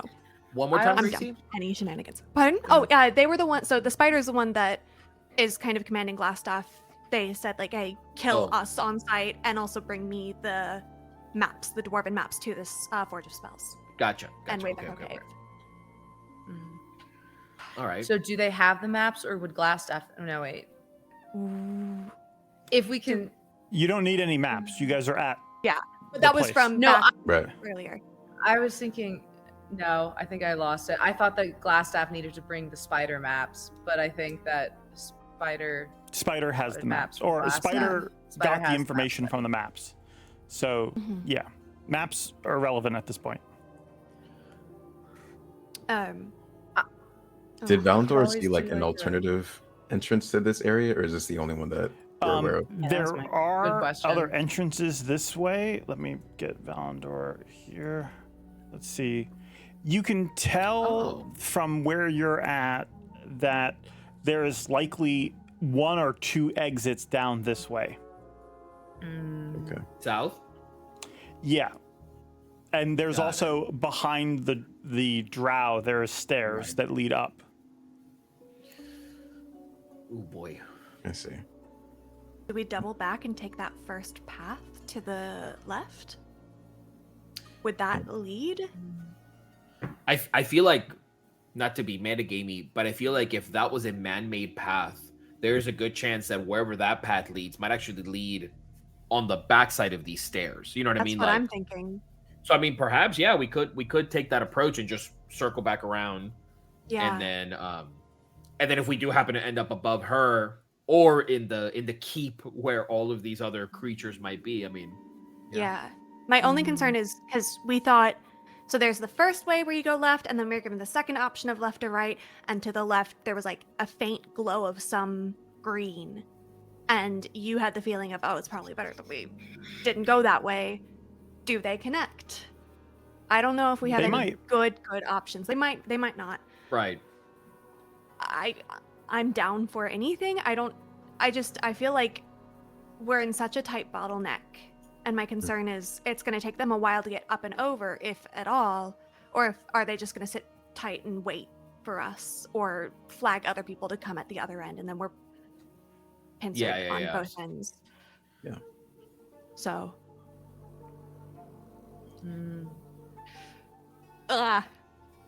Alucor, what do you think? What's your call? If you were to choose right now, what's your path? And then same goes to Navarre. We'll go one by one. I would ask George if Leo and Alu did a combined mold earth situation, would we be able to bridge that 20-foot gap or no? Or like halfway across? You could, in so much that you would have to be you would basically have to be stationary focusing on it, and other people could cross, but you wouldn't be able to like do that and combat. Like you would be holding up a bridge until you're done using it. Okay. I think Al would go to the group, taking in Valandor's assessment. If we want to shoot from range across here and hope it takes them a while for them to reach us, maybe that might give us an advantage. Our friend in the back, though, probably won't be the most useful. Maybe we find another entrance, but we're kind of protected here with an ogre at the back, and then we can shoot from the front. That's true. The ogre is. Can we like potentially use the ogre as like a, it's like bait where it's like we just put that out there? Yes, Navarra is already thinking that. I was just like, we have something here. You could send the ogre in first. Hell yeah. Do we want him to say anything? He's undead. So but I can just take out of character. I can take a voice and just put it in him, like anyone's. So if we wanted to get him to say things, I can just be like the bartender at that one inn that we always go to. I can just take his voice and just be like, he talks like that now. Mm-hmm. Great. If we wanted to add to the ambiance of like fight me bitches, like something like that. Yeah. They will just command the ogre to open their mouth at certain points so that it looks realistic, but not to make a sound. No, like nothing. Okay, you guys do the careful effort of backing up out of this cave. The ogre dragging itself back. You back up. You send them in. The ogre leads first.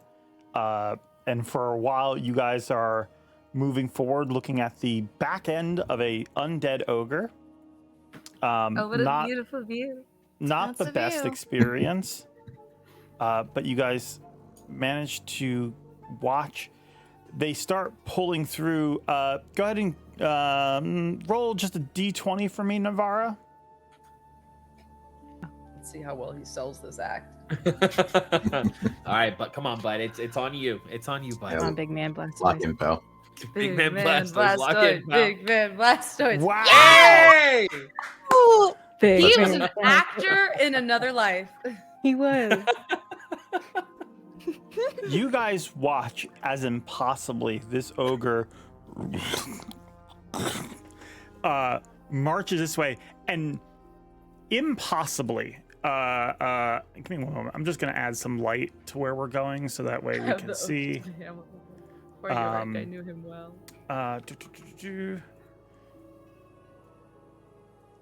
Okay, grab the rest of the party, put them here. Okay. You guys watch impossibly as this ogre climbs down from the cliff, lands on the surface, and so far has been completely hidden as the drow and bugbears are watching these bugbears down here dig, and them moving all these rocks and the sound of the creek. Even with a -2 to dex, your ogre manages to remain stealthy. So they only hear something as it's here climbing up the ledge. Everybody go ahead and roll initiative. Hello. But you do have a surprise round. Oh, actually, hold on. Don't roll initiative. Don't roll initiative. I need to do the thing. There we go. That's Okay. 2. All right. Now roll initiative. Big man Oh, okay, cool. A 3. Hey. Hey. 21. The 1, the 2, and I. The 1, the 2, and I am the 3. What are these guys? Let's see. That's we a- got Big boy. top of the round is the doppelganger. Then Still a doppelganger. You Oh. say. Yeah, doppelganger got a 25. Oh, I hate that. Okay. Well, did you guys? Just rolled a 2. What did Penny? What did you get? I rolled a 3. 3. Okay. Alacor? 21. 21. Okay, that wasn't updated. Okay. Leo? 9. 9. Got it. Alacor. Oh, Alacor. Yeah, we got you. Navara. Navara, 15. 15. Okay. And what about Valandor? The first one was a 20. The second one is a 7. 20. Okay. All right. There you go. So, top of the round would be the doppelganger. Which, whoops, it is a doppelganger. The bugbear, and then Alucor. We will start first with the ogre. The ogre gets in range, and we'll go ahead and make their attacks. Let's see. Why? Why is it not? 1 second. Having issues here. Why are you doing that? Why are you just making a thing pop up? That's not helpful. Okay. Attack. Normal. Get him. Okay, 18 hits. Hey. One more. Actually, no, it just gets 1 attack damage. That's going to be 10 damage total. So they whop on this bugbear right here. They take 10 damage. All right, Alucor, what would you like to do? He's gonna get close to the edge right there and Yep. fire off a firebolt at that same bugbear that just got smacked by our ogre pal. All right, go for it. And let's get the combat in here. Shucks, that's a 12 to hit. 12 misses. You fire, that misses.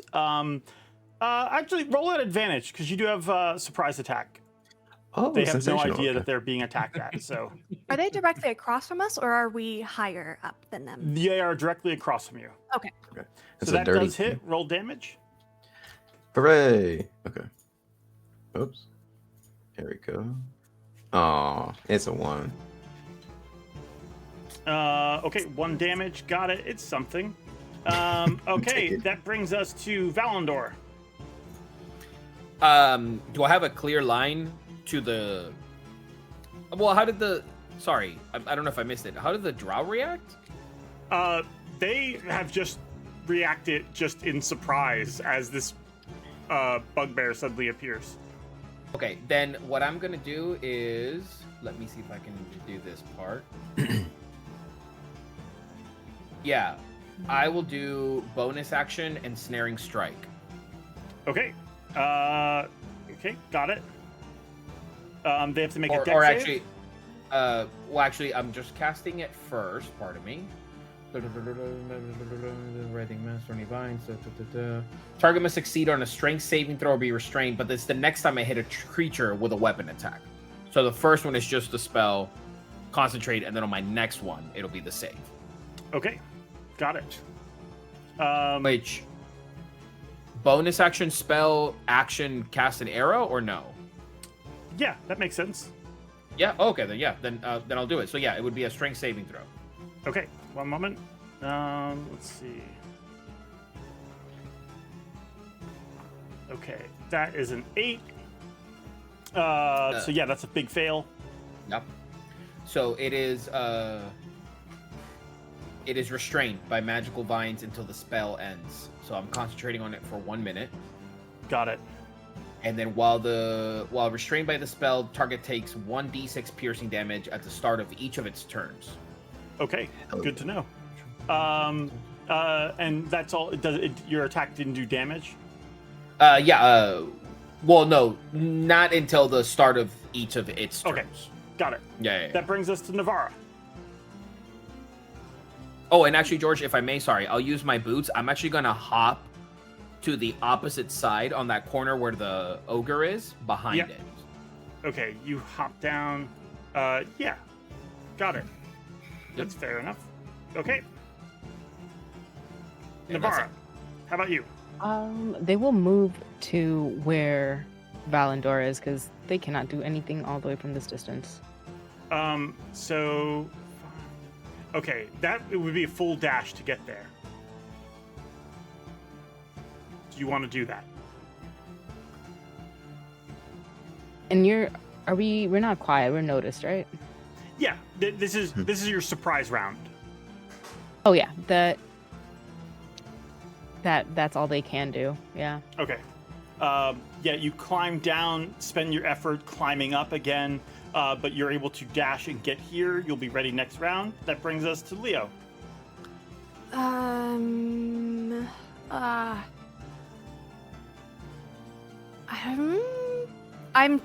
I was tossing around the idea of casting.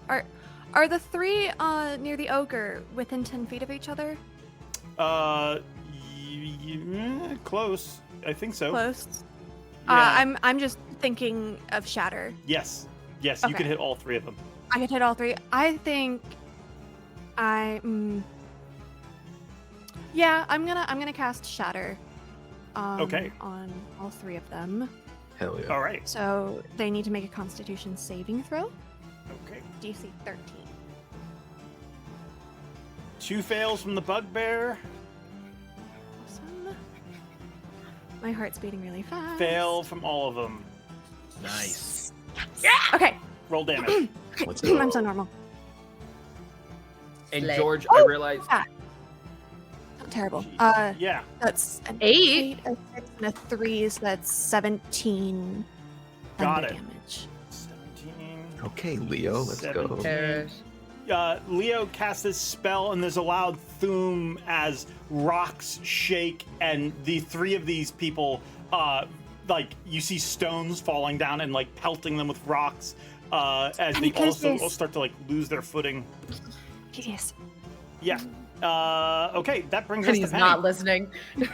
Wait, what? Penny's not listening to Leo. Told her to at cover her this point. ears. okay. She did not. She's gonna poke around the guys that are working on that wall. Can she see them? Yep. Perfect. Penny's gonna think of the funniest joke that she possibly can and cast Tasha's hideous laughter. Let's see if they fail, and then I'll tell the joke. DC 13 wisdom save. Okay. I'll Wisdom. mark this off anyway. Just sad. DC 13, they meet it. Damn it! Can I say the joke anyway? Yeah.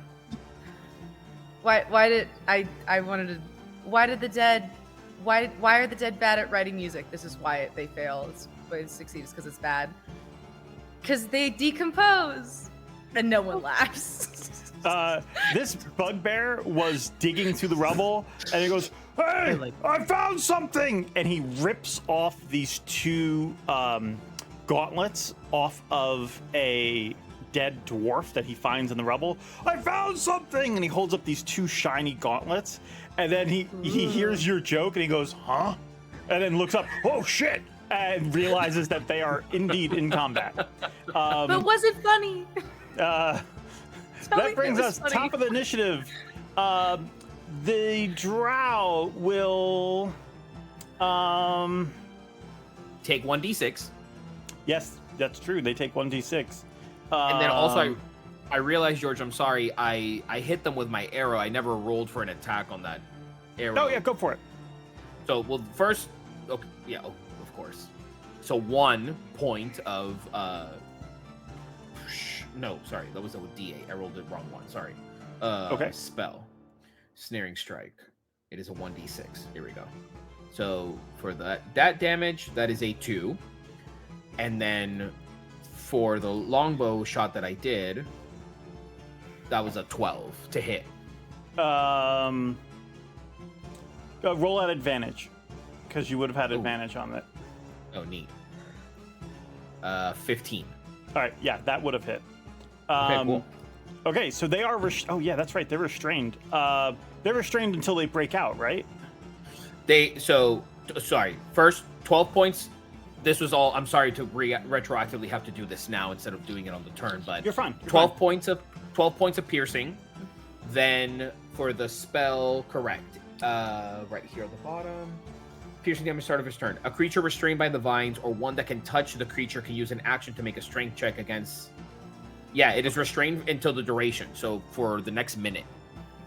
Okay, they manage to break themselves free, and then they will run this way, and they make it there.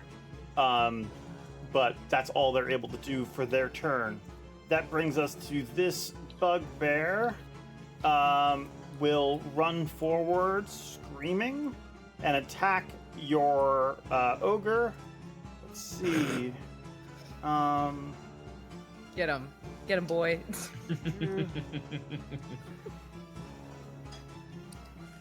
That is a 23, followed by a big old 6, so they at least hit once. Okay, that is 17 damage to your ogre. How dare they? There we go. Okay. That brings us back to Alocor's turn. All right, I'm gonna use some of my movement to get off the ledge and kind of like down into that little pit situation. Yep. And that's 2 bugbears, and I have trauma. I'm gonna stay there for now. I'll stay right there for the moment. I'll throw a fireball at the gentleman who just proclaimed they found some gauntlets. What are you doing? Throwing a firebolt. Go for it. That is a 14 to hit. That misses, unfortunately. Correct. He actually you fire this, and they hold the gauntlets in front of their face, and the fire shears off the gauntlets, doing no damage. Question: if I have a spell that is a bonus action to cast, would I still be able to cast it or not? Yeah. Okay. Then I'm gonna... Just so we know, everyone knows, homebrew rule for me is that whole thing where if you cast a leveled spell as a bonus action, your next spell can only be like a cantrip or something. I don't do that because I think it's great if you spend all of your spells right away. I think go ahead, do that. Get those out of the way. Okay, cool. Then as a bonus action, I'm going to cast Flame Blade. I will sheathe one of his scimitars and then summon another one of. I'm assuming not the. Are you holding out the? You have the Flame Blade. Is the other one the Hellfire Blade? I'm going to sheathe the Hellfire one. You're going to sheathe the Hellfire Blade. Yeah, okay. I'm going to sheathe that one. Got it. All right. You do that. That brings us to Valandor. I am going to. Is it a tight? Can I see the drow?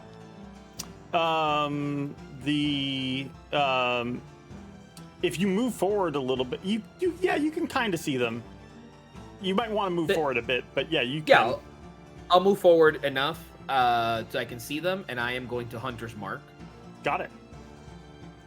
Then I am going to Yeah, I mean, if I can still see them, I'm gonna shoot another arrow at them. Okay, go for it. 7. Oh boy, of course. It's an 11. 11 misses. You hit. You roll a 19. Okay, you roll a I don't 19. want them to leave. Okay, let's go. Thank you, Leo. Then that is going to be 8 points piercing plus an additional 1d6. That's a 5. 5. All right, you see them scream, and for a moment, their form flickers as you see them revert for a moment to the form of a doppelganger. That brings us to the ogre makes its attacks again. Let's see. Big old 11, that misses. That brings us to the next bugbear. That one over here. This one's like just realizing everything that's going on. They will, let's see. 30 feet gets them right up to Alucor. They will run up and attack. Hi. Hi. Hey there. How you doing? 15 to hit. That misses. Hey, let's 16 go. to hit. That is. God Okay. damn it. Oh, how much It's health your do you have? favorite Alucor bugbears. Hooray! They swing. That's 11 damage to you. God. And then that's their turn. That brings us to Navarra. Great. Where are they? Ogre. You have 2 bugbears. Oh wait, is this one dead? I guess this one died. I think when I did Oh yeah, the they shatter. died from shatter. Let's Okay. go. All right. Oh, yeah. All right. Nice one. Leo catching bodies. So you have one bugbear fighting your ogre, and you have a drow doppelganger running away, and you have 2 more bugbears about to swarm Alu. They're going to just look at the one that is trying to run away. Is that 30 feet away? They are. Let's see. They are. Well, 1 second. That doesn't make sense. 1 second. From you, they are 35 feet away. But you have Okay, movement. they will walk the 5 feet to get the 30 feet. Sorry, y'all, we might get to 10 trumpets today. My goodness. Sorry. Oh my gosh. Important things. Navarra is going to look straight at the drows like, God, I forgot what I was going to say. I thought,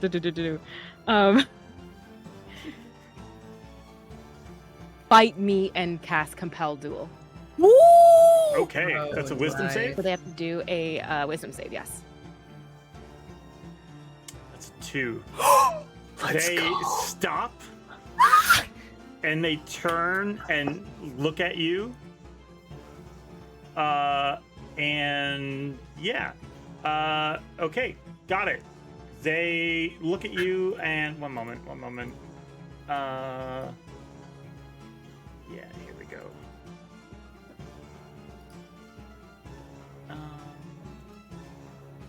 As they look at you, they transform to look like you. That is that your whole turn? What? No, that was their bonus action. So Oh. to the one left of Navarra, they're going to just take their sword out and just do like a side like slash at it to bring it down if they can. Let's see. Okay, go for it. That's a 24 to hit. That hits. Let's go. Gorgeous. Get him. Oh, it's a 9. 9 damage. Got it. You stab into them. As you do, you like just run the blade into their back, and you hear them scream. They fall to one knee. They're still alive, but very badly hurt. And then you turn your attention back to your doppelganger friend. That brings us to Leo. Get him, Leo. Hey, I'm just, you know what? I'm going to cast Wind Tunnel and see if I can finish this other Oh, wait. Yes. Oh, I am so sorry. There is one more thing I wanted You to go do. first. What's up? To ask. If they moved back, would they get an opportunity attack from that bugbear? Yes. They're gonna do it anyway. They're gonna move back 5 feet because they were 35 feet away. The doppelganger cannot willingly move 35 feet away, so they would have to kind of move forward. I see. I got it. Okay, give me one moment. That is. Damn. You ever hate someone so much that you're willing on an opportunity attack? Yeah. That's a big old 9 misses. All right. Leo, That's you said you alright. were doing wind tunnel on. Yeah, I'm on just who? gonna. The guy who's almost dead. Okay. I would love to almost just finish him. Yeah, go for it. One more thing off the board. That's a 20 to hit. Yeah, that hits. He's dead. Okay. As he swings at you, a wind tunnel flies over your shoulder, Navarra, and just slams this guy into the rocks, and he dies. You okay? Okay. That brings us to. Is that to Navarra? Sorry, Leo. Yeah. Other bugbear They boy. turn back and hearing care in your voice again is like their face from like resolute, ready to fight and duel goes to like, yeah, I'm okay, and just returns it back. That was sweet. As you do that, Alucor, this bugbear rushes you on the bottom, and as you are in the bottom of this ravine and the only melee target for these guys, and all of your friends are on high ground, you start to think, did you miss a communication again? This feels very familiar, as this one runs forward and swings their Morning Star. Silvery That barbs. is a natural 20. Silvery barbs. so Silvery sorry. barbs. Okay. I've been saving it for crits. I'm so sorry. I love you so much. Do not apologize, Theo. 19. He can't still die hits. again. It's not a Yeah. crit. It's not a crit. Not a crit though. I'm gonna give Alu the advantage. Thank you. I'm so Uh-oh. sorry. And a 21. Oh, yeah, those So first damage is 8 damage, followed by 10 damage. Okay. Are you still up? I'm still up. I'm not looking good, but I'm still up. Okay, that is their turns. That brings us to Penny. I am gonna try my same trick again. Different though. Does the bugbear still have the gauntlets on him? The one that's fighting Alucor in the hole. He like tucked them into like a pouch that he's got on him. Okay. Maybe this will be better. I'll try for the one that rushed him in the first place, the one that's closer to me, and I'm gonna cast Dissident Whispers. It's a wisdom save. Okay. Because I'm feeling particularly rude, I'm gonna knock a d6 off whatever he rolls. 4 minus whatever he is. So he got Still fucking meets it! God damn it! Does he take? Is it? Does he take anything? He still takes damage. Okay. What is that? Auto fail. It's 3d6. Something. He takes half of it, so I rolled a 3d6, and then we'll see Okay. what he takes half of. The Dissident Whispers is just Leo being in his head, like your family hates you, and like your mother figure. There's a weird thing going on there, and I don't think she likes you anymore. And then like there's like you're weird. No one wants to hang out with you, and you think it's weird, and you don't know if you. And it's like a lot of she's trying to make him sad, but she's just projecting. Oh, poor thing. That is so unfortunate. Oh, it's my baby. It was The- 11 on the roll, so half of that, and I'm assuming it wouldn't go to 6, it would go to 5. Okay. 5 damage to him, just psychic. Yep. Meanwhile, the doppelganger runs forward, compelled to duel, and will attack once against Navarra.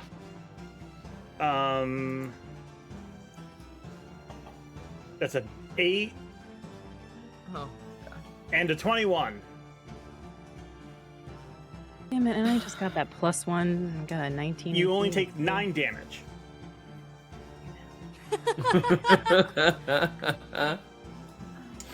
With that brings us to Alucor.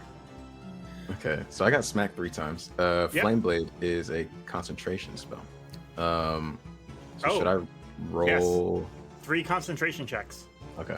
Oh god. I have advantage on these because I took Warcaster as my feat. That's Let's very go. good. So this will be for the okay, and then here's the advantage roll.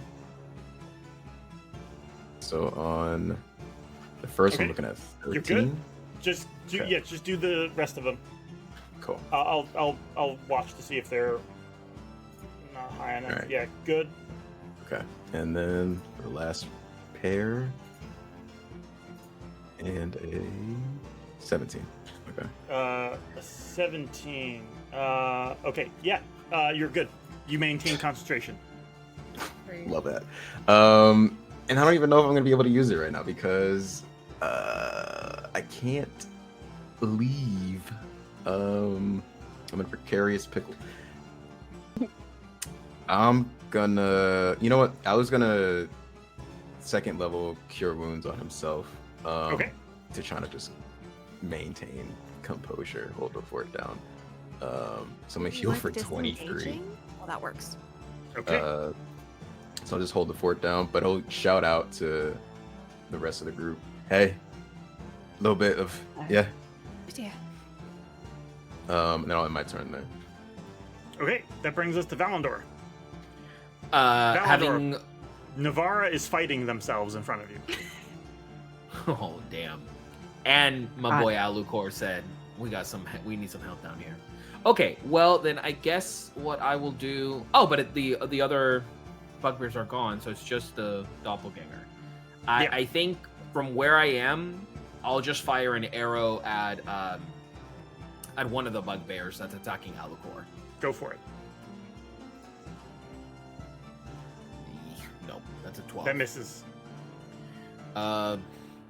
Then yeah, that is all I can do. So I am going to I'm just gonna jump actually to the exactly where I am, but on the opposite side, on that same edge. Okay. No, not that way. The south from where I was. Got it. So like here? Way further. So like with my boots of springing, it's like. Oh, I see. Yeah. So that way I'm at least over here and not cornered up. Okay. The doppelganger would at some point have been made able to make an attack of opportunity. They do not because they're focused on Navarra. Meanwhile, when your arrow flew by the bugbears, it almost hit, but it just went through like one of their fur and didn't actually make contact. The bugbear reacts to that, looks up, and realizes that they are sort of surrounded. And one says to the other, "Let's kill this guy and get out of here." That brings us to the ogre.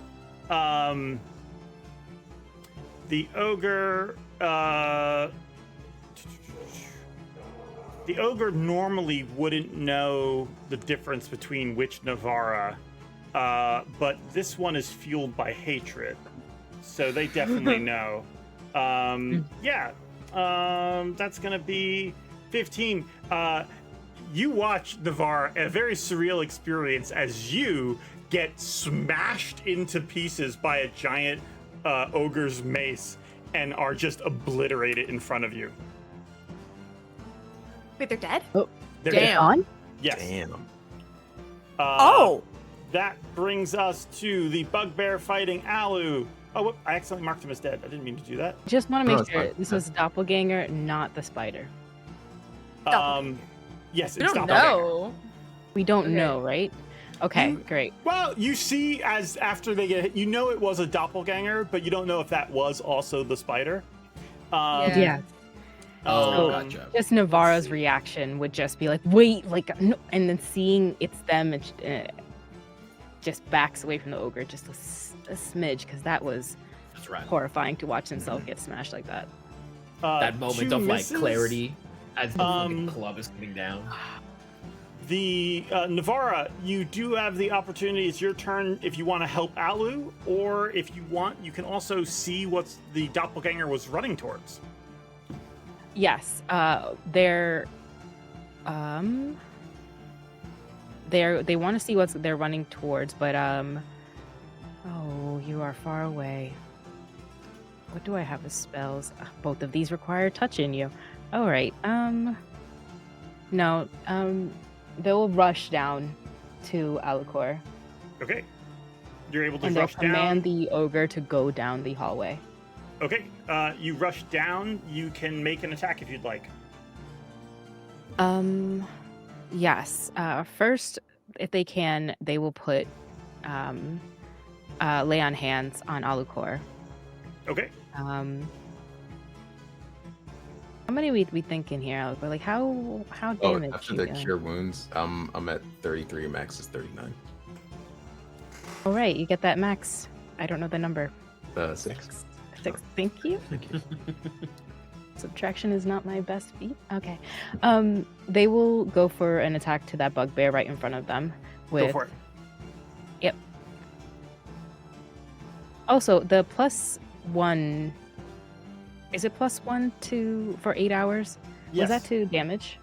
Yes. Okay. Yes, it is also to damage. So, It is to hit and to damage? If you guys have been forgetting that, please remind me.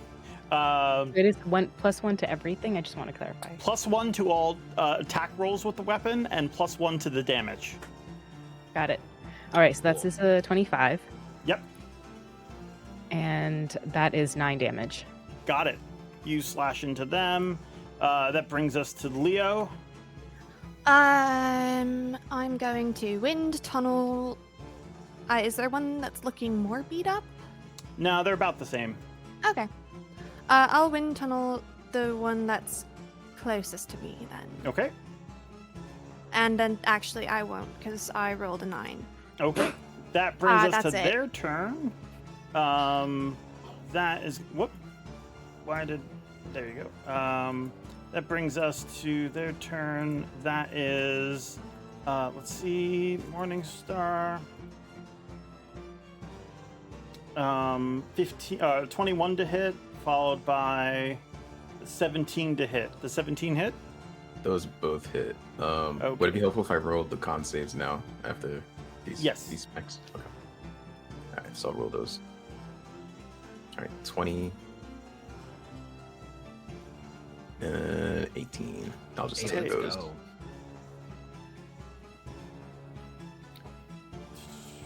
Okay.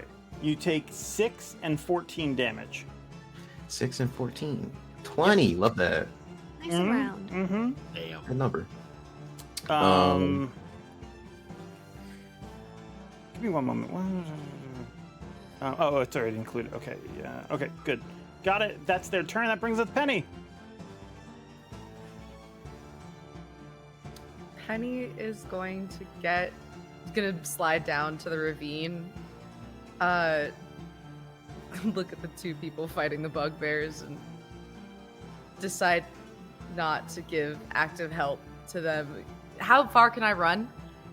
After Like up the climbing down, ravine. if you want to I don't know dash, what you my can get to movement the other is. side. Get me But that would be a full there. dash. Yeah, and I would I still have a bonus action? Yes. Okay.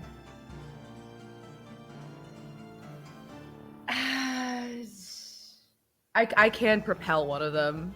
As I'll look over, see Alucard needs some help, so I'll give a 30-foot push to the guy in front of him. Okay. Strength saving throw. Got it.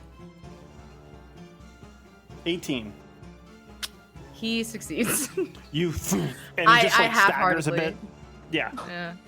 That brings us to Alucor. Fuck. And just go across.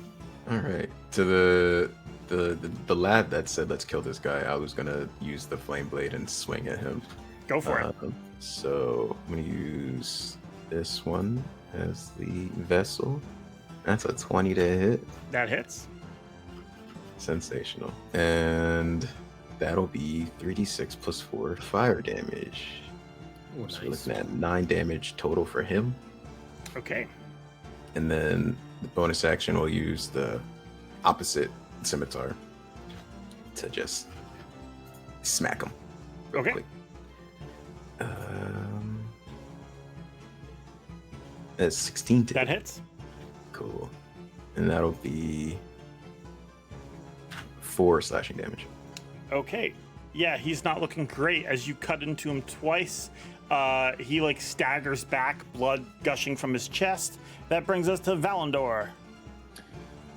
Because I'm still concentrating on Hunter's Mark, I'm gonna move the Hunter's Mark as a bonus action to one of the other bugbears. Okay. And then I will just, I guess maybe the one that is, whichever one's looking the heftiest. Got it. And I will go ahead and fire another longbow arrow. That is 18.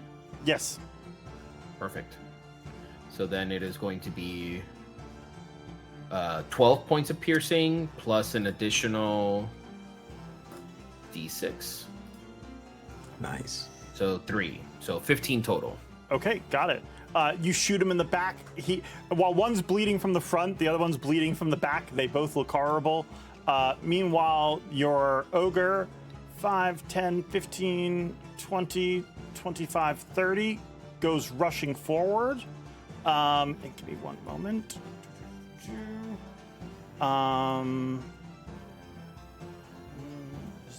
You at 10 now? It could One be moment. anything.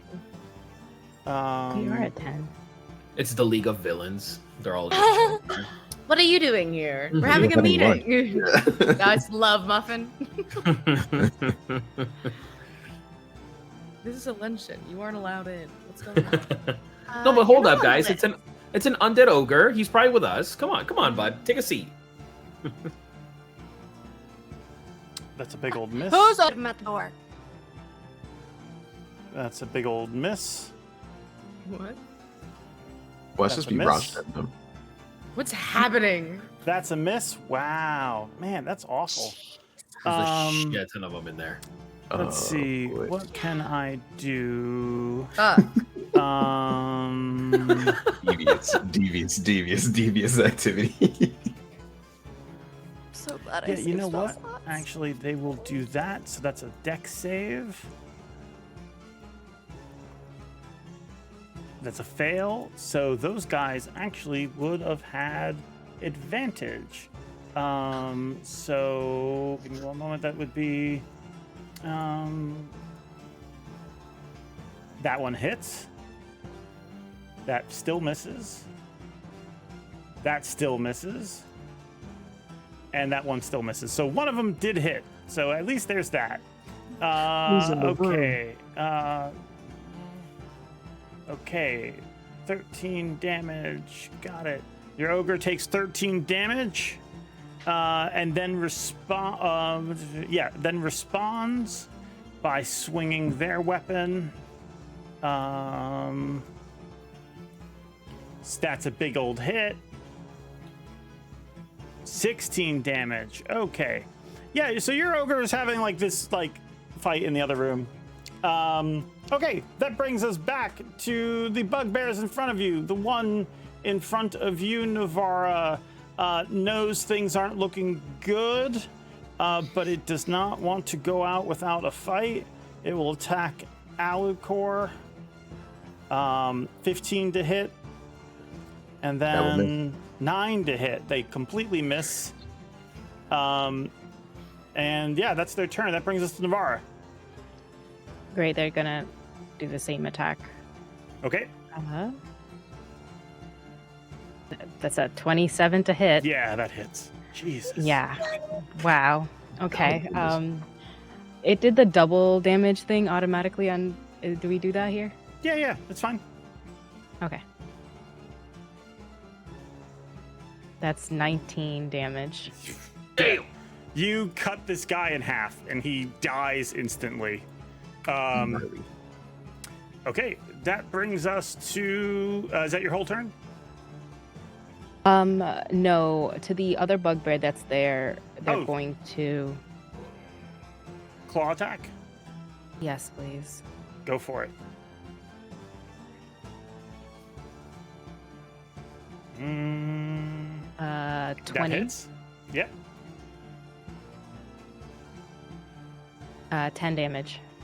Dead as well. You cut through both these guys. They're dead. That brings us to Leo. Oh, go They for just it. they just look at Alu and whisper, just, "You burn, I burn," and that's their turn. Okay, that brings us to Leo. I'm going to dash across, I guess. Okay, you And dash as to get I'm, like, across. going and I'm passing Alu and Navara, I'm just going to ask, are you two okay? Yes, I'm fine. Okay. They're saying they're fine. They are at less than half health for sure. I have a potion of healing I can hand you. Yeah, if you throw it, they're gonna. Yeah, I'm gonna. probably. Okay, your bonus action, you hand off the healing potion to them. I'm gonna just put it in your hands as I'm going across. Yeah, thank you. Okay, Cool. that Okay, brings that's my us turn. to Penny. No one's ahead of me. That's important. Oh, important thing. The guy who, the first guy Navarra killed, dropped on them. They have 2 gold gauntlets. Oh, something to pick up. Yeah. I'm too far away for that. That'll be Alucor and Navarra's treasure. I'm gonna go ahead. Can I be stealthy about it? I'm assuming I can hear fighting from what's going on in that room, and I just kind of want to get a gauge about what the ogre is dealing You with. see the ogre looks to be glowing with energy. It looks like the ogre's on fire with this vibrant purple flame. And in front of them are 2 bugbears fighting them. Is there anything I can do to help him? He's undead. I can't heal him. No. There's really nothing that I can do. Oh. No, that's dumb. I'm going to, do I still have enough movement just to get back out of the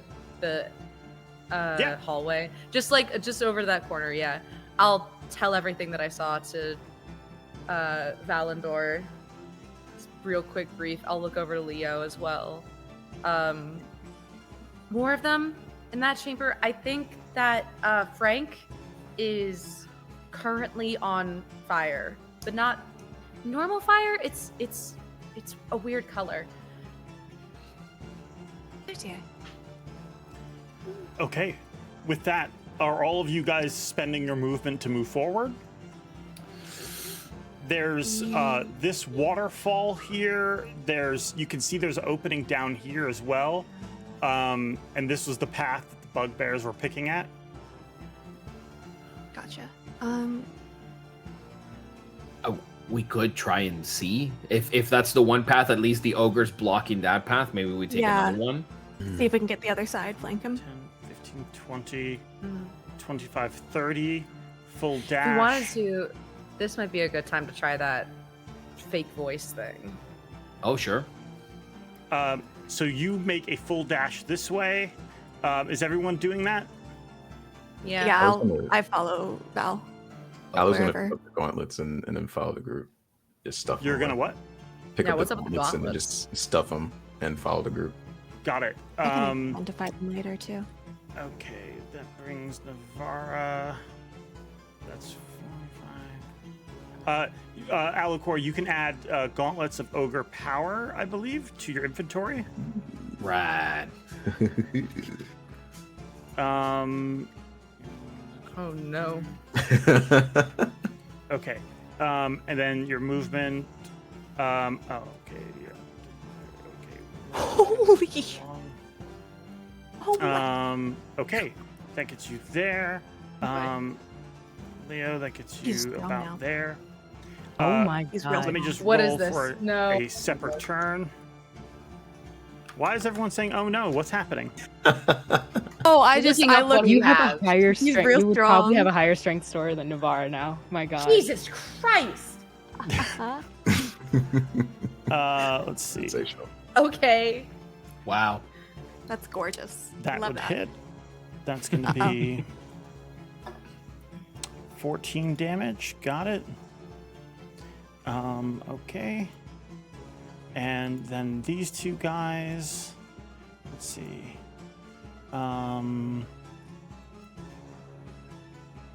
That hits. That hits. That hits. And What is it hitting? that hits. ogre? So 4 hits. Damage.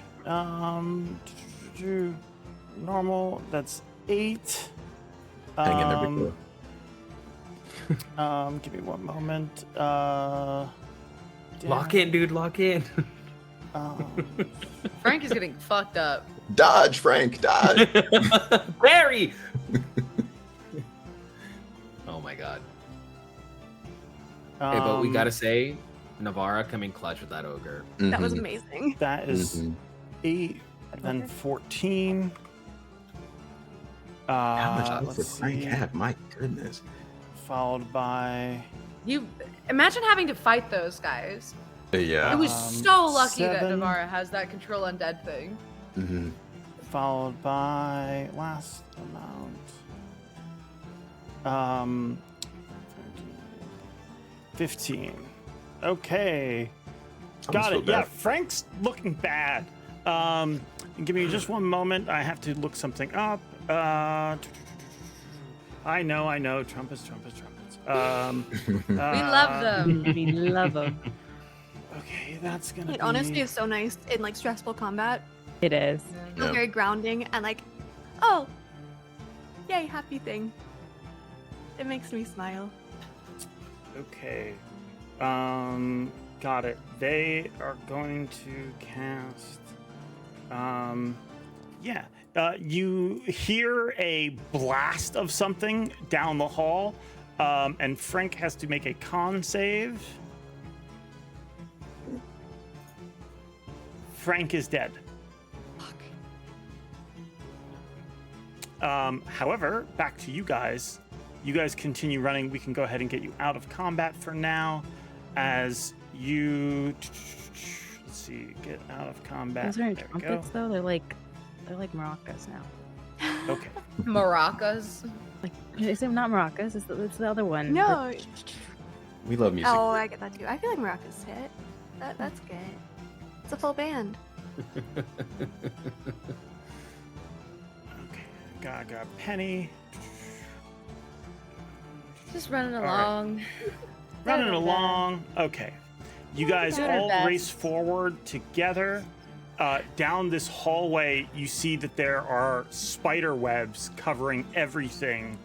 You move forward and you open these doors. And as you do, inside you see Frank's body is dead on the ground here. Next to it are 2 fairly bloody-looking bugbears, and then standing above them is a drow with long robes, and they look like this. There's the spider. Hey. That'll do it. That's the one. See that spider staff too? Perfect. But are we sure? Are we sure? Are we positive? Is there enough arachnid theming going on with this picture for us to really know? A doppelganger of a doppelganger. Right. This might be a doppelganger game. How many Guess I don't really cobweb know. embellishments does he have? It's a Spider-Man. The Frank is my ogre, right? That was Yeah. that. Okay. Thank you. You must be the Pretty good. thorns in my side.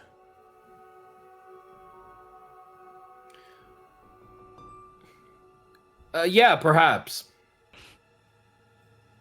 You're here for the Forge of Spells?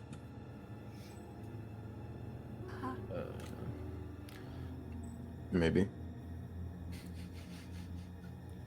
I take it Glassstaff is dead? No, actually. Surprising.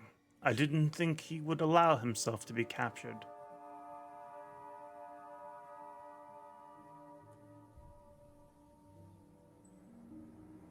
Are you his ally? I am Nazar the Spider, and they bow at you. I came here seeking the Forge of Spells, but it would appear that you are more than match for the bugbears and goblins and bandits I've surrounded myself with. Yes, they're quite annoying. He just kind of looks at the group, like putting his hands towards his weapons.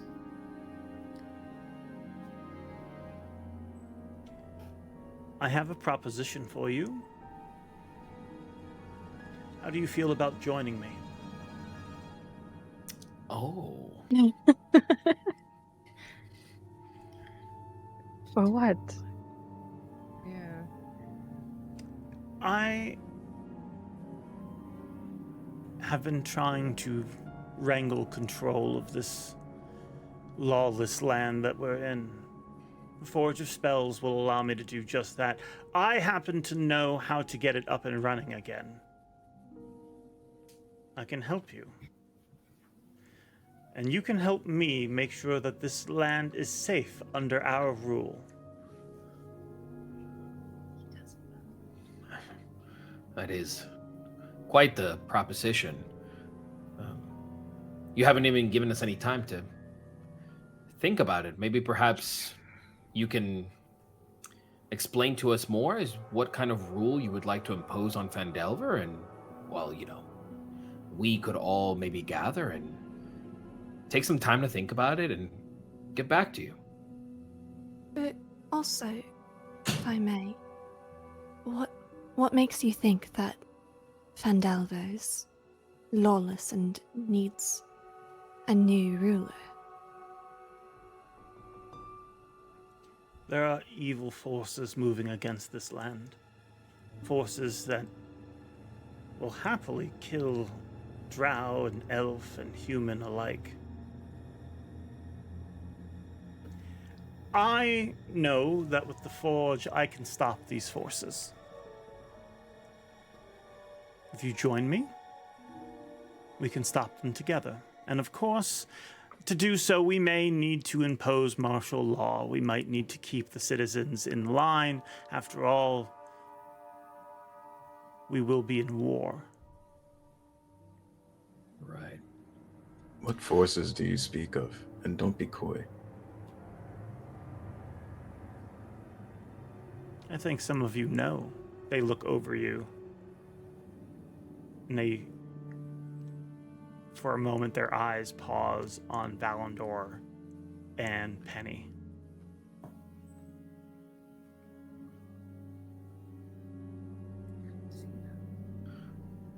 Right.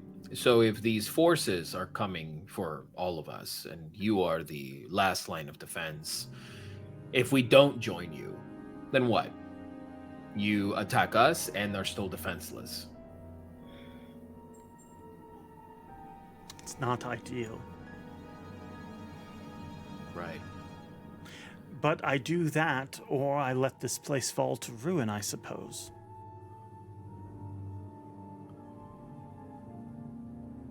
What's the benefit in that? Letting it fall to ruin? Look, you won't stand a chance without me. Insight. Nice. Good. Roll insight. Pierce through the mind, Navarra. Yeah, Navarra in the back, just like, what are you talking about? Just takes out like glasses and just like focuses in. That's a 22. No, Let's 21, go. sorry. Nice. They do seem serious about a threat. They do feel confident that they can deal with it. But also, you can see, like, sweat on their brow.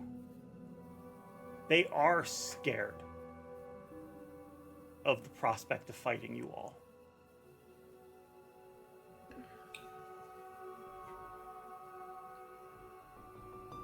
The insight was, I wanted to ask, would they easily betray us if they had, like, if they could? That's the feeling they're getting from Spider saying, like, work with us.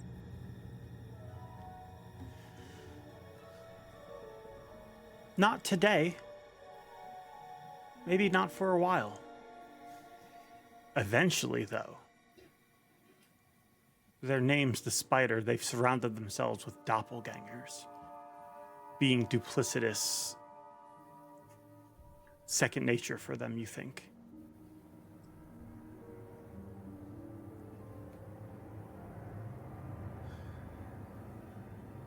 Navara, with whatever everyone we have gone through in the cave just now, just this moment of like, they understand the predicament they're in. I think everyone understands the seriousness of like what is going on and what could be coming after Penny and other people who are there. To Val and to Alu, they will like kind of push forward to Spider.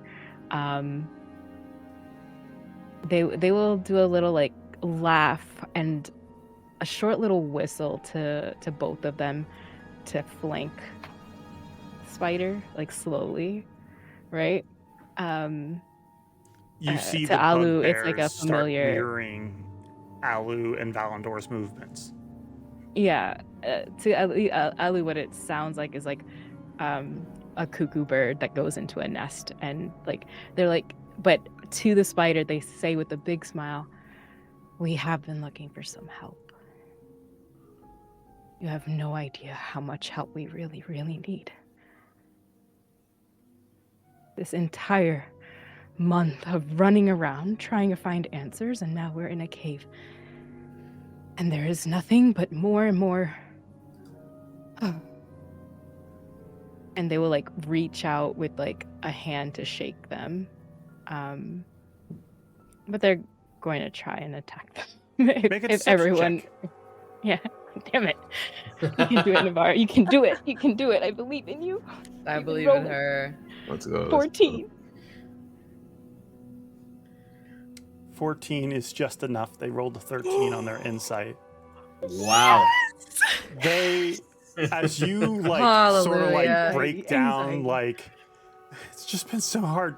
They acknowledge and they're like, "Of course, I'm happy to." As they reach their hand for you, what do you do? They're like leaning down to the dagger from their boot, and they're going to just straight into them. Okay, everybody, Damn! roll initiative, please. All right. Get his ass. Roll well. Get him. Get his ass. Get him, get I mean, him. I have to do that. Shoot. I was Plus 10 on 20. watching this, like, Navarre, go get him. I did not roll well. I rolled a 10. I'm looking at a 16. Also Looking at 16. Hell yeah. 17. Okay, 18 okay, for one Navarre. moment.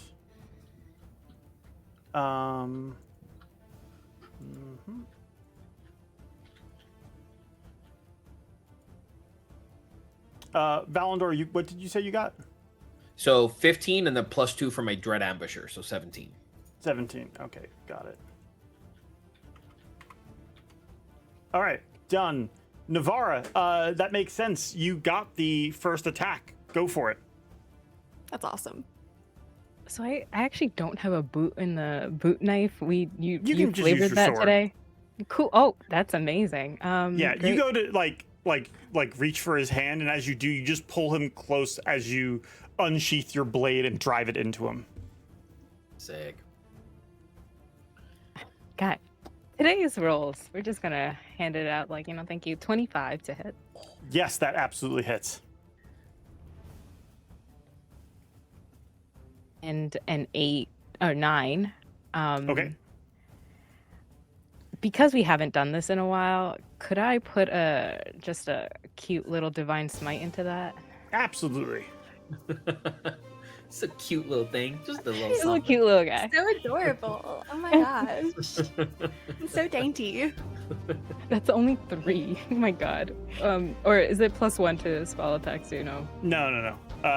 So that would be The 3. 9, so 12. So, okay, got it. You stab them for 12 damage. Oh, let me get some light in here. Give me one moment. There we go. you stab them, and yeah, you know what? Just for flavor's sake, as you do, the rage from you like kindles the flames beneath you, and this fire that was previously put out kicks up again. That is your turn, unless you have a bonus action. The smite was their bonus action. When they did that, they're just pretty much to Leo and Penny. Liar! And that's there. Okay. That brings us to Valandor.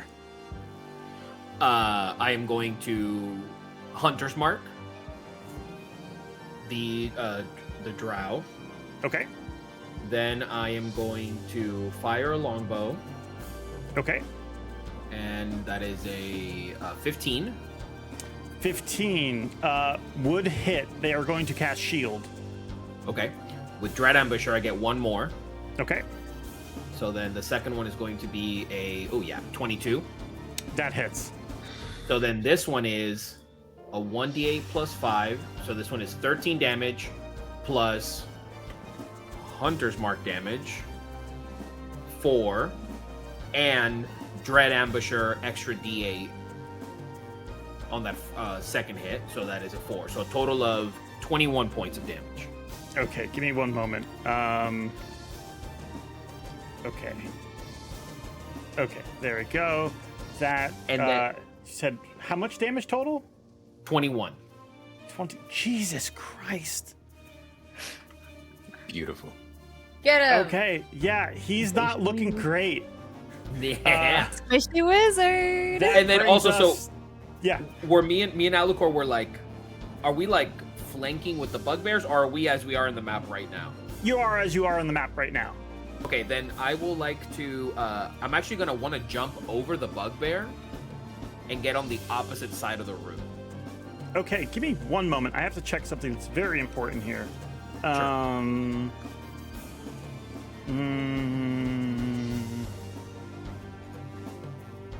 Okay, very good. Yeah, got it. Also in the room, by the way, just to give you a description, you see behind him is a 9-foot tall statue of a dwarf with like these glowing emeralds in its eyes, holding this mighty stone warhammer across its lap. And yeah, you see those emeralds in its eyes. And around the room is just debris and stuff. There's also a doorway down this hallway that you guys passed.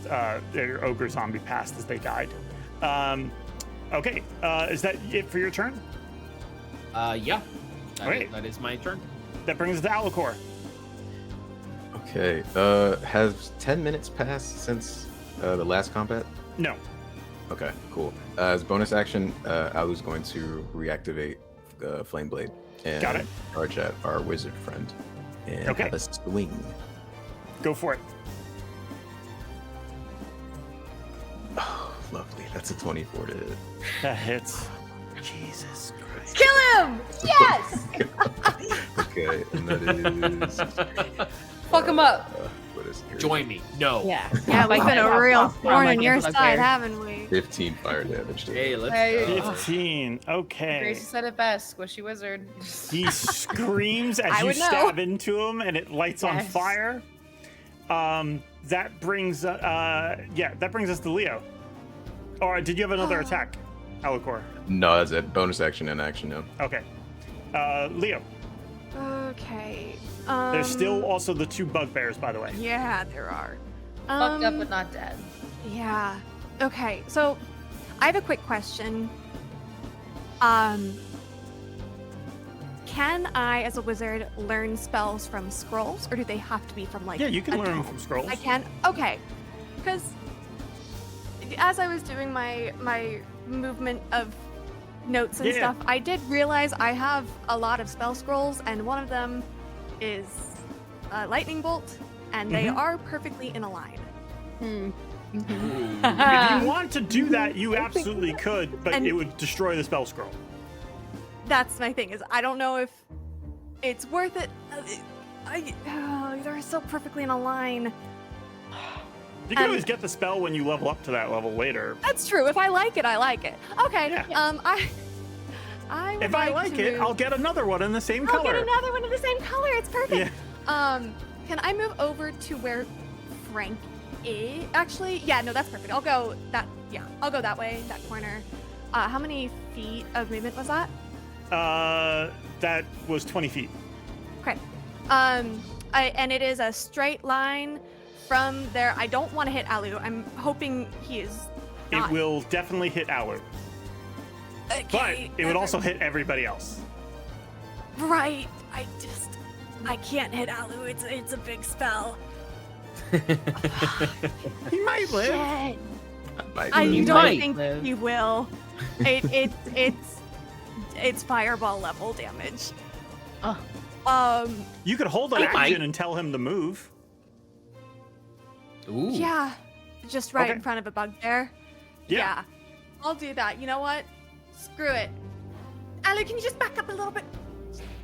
You like drop a scroll. Alu, move! As you run to the side and you see lightning crackling on Leo's finger. Is that your turn? Yep. Okay. You're Yep. holding an action in case Alu moves. Yep. And I'm really hoping he does. Shoot. Oh, I regret this so much. That brings us to the spider. The spider is going to, after being stabbed by Alu, they back up and they like get down on a knee. Please, I can help you. I can help you use the forge.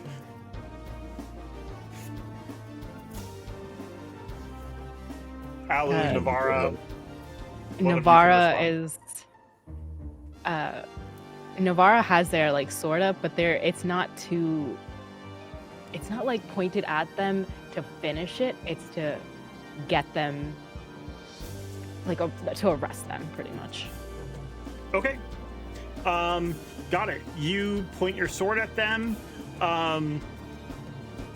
They will pretty much tell them to call the others down. Okay. Okay, got it. Give me persuasion.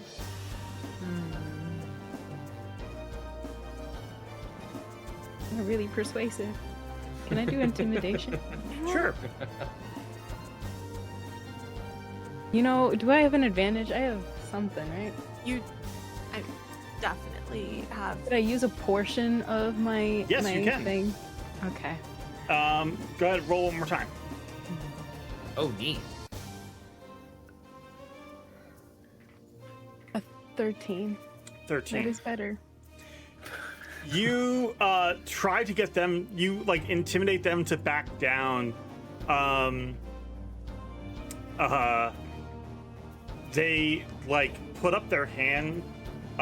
They like put down their staff and they put up their hand like friends, and then they reach out to you.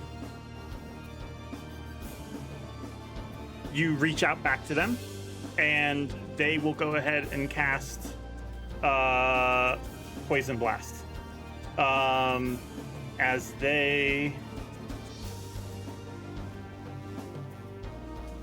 you were intimidating enough to scare them.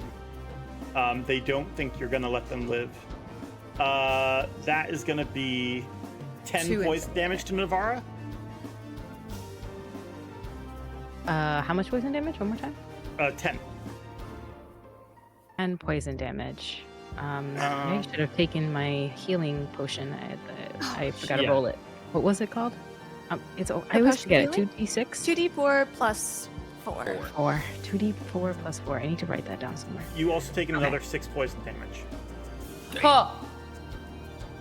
As you see them pump 2 blasts of poison into Navarra, they feel like this is probably do or die. And they're hoping on the bugbears to finish things. That brings us to Penny.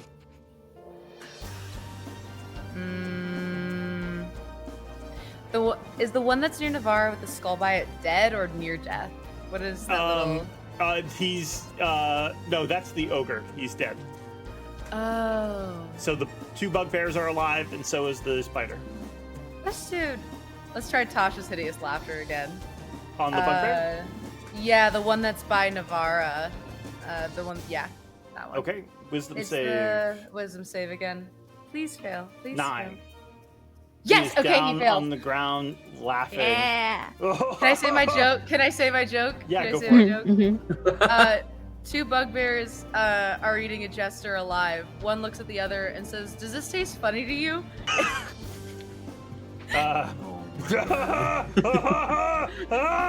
Starts laughing Dark humor. maniacally. Okay, that's it.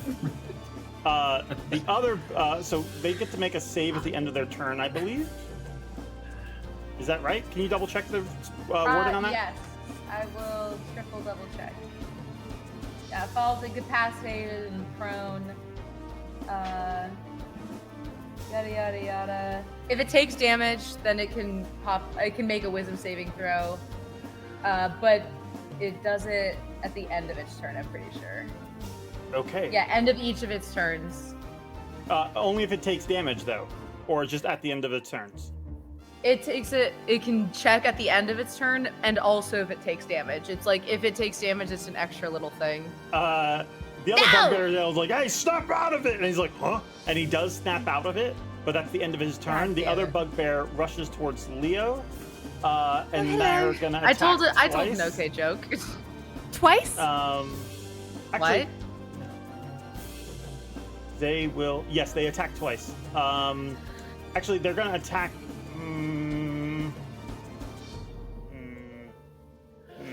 They will attack.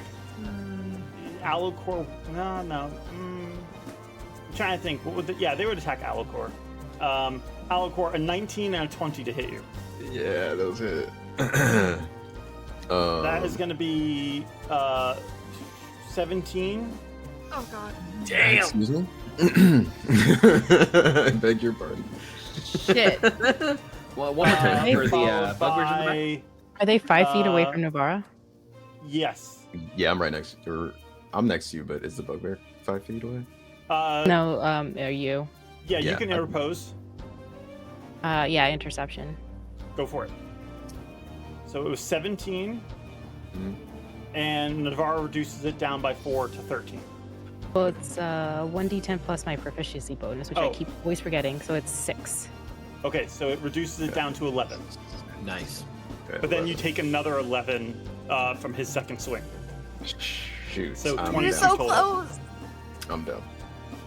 Allocore goes down. Let's see. That brings us to top of the round, Navarra. Bonus action lay on hands to get them back up. Do you want to move them out of the way? Will I get an opportunity attack if I do? Yes, one of them. Damn.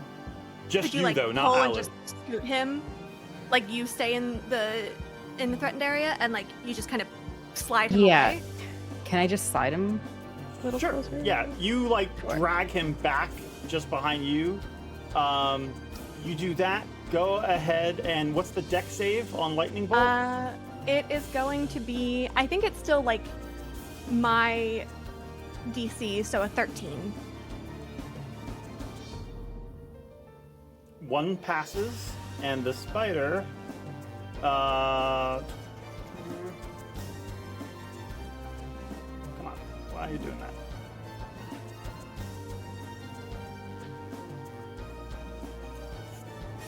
Spider fails. Roll damage. Ooh, Oh my god. Oh Let's my god. go. Okay, that's 8d6. Let me just double check. Jesus. Whoa. 8d6 lightning damage Beautiful. in a line to all three of them. Whoever passed, ignore the dogs. I'm so sorry. Whoever passes takes half damage. So Okay. Ooh. Lightning that- bolt. Yeah, they're all dead. Ooh.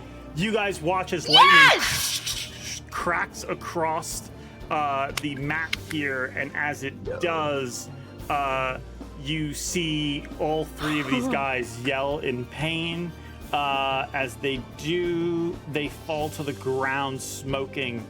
As the dust settles, you see the spider, please, like begging for mercy. Navarra, 1, is on the ground pulling Alu away. I think I gave 10 HP back. seeing the lightning bolt like dart across, looks over to Leo and just thinks Torchbug still fits. Like that is Torchbug. So they look Lightning bug. back down. Lightning bug. Torchbug is another word for like firefly, lightning Yeah, bug yeah. in like different regions. So yeah. So when they see them beg, they say, "We will not harm you if you surrender now." They are just like unable to really speak. Smoke's coming off of them. And you manage to start taking their equipment off of them. You can go ahead and add.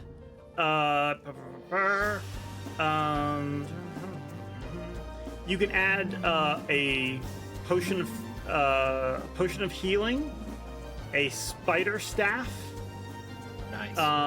and a spell book. Oh shit. To your inventory. Like Yeah. I don't know, I imagine like they're just like cool, I don't know what this is. They see a book, they're looking at it, they're like, Leo, that he must have left this. Here you go. There you go. You guys are out of combat. Free to explore the room as the dust settles on everything. Okay. Here we go.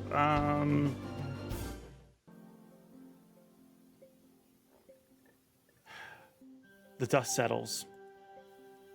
The room is calm once again. You stabilize the spider, but they are unconscious immediately. The two bugbears lie dead. You guys are in this room. What would you like to do? I'm gonna go over to Penny and just. Are you okay? I'm fine. Are they? That's step 2. Go back over. I want to investigate the body. Which I'm gonna go body? towards the sweat. One of them, just to check if it has the stuff while anything's happening. Any sign of weird purpleness while I everyone else also- is doing things. The No. glowing eyes Of the statue? on the dwarf. Yes. Are those the same? Like, is that the same kind of thing as the mind crystal that we found in episode 2? That was Could be. also a green. I glowing have crystal? that. We can compare. I You have, have it on it. me. I have Yeah. it on me. We can compare. Only for Okay. good reasons. Certainly. Penny, may I have the gem that we found? Yes. I'll give it back. Digs Just around wanna in her. Check something. Here's a button. Oh, thank you. This is I- yarn. Oh, Just, wonderful. You yes. recognize, And pulls it Leo, out. that the statue, just based on your knowledge of all this stuff, the statue is a statue of Dumathoin, the dwarven god of mining. And yeah, the emeralds are quite big. They look like they might be worth thousands. Ooh. Do they emit a similar, like, arcane energy? You're not sure. You would have to get close to them. I will cast detect magic first. No magic. Okay. Can I investigate? Oh, I'm close. Okay. I just want to see if. Sure. have Give me a something. strength check. Oh, fuck. Shit. Uh-oh. Strength Elsewhere, check. Penny, you don't find anything on the bugbears, but over here you find a leather pouch.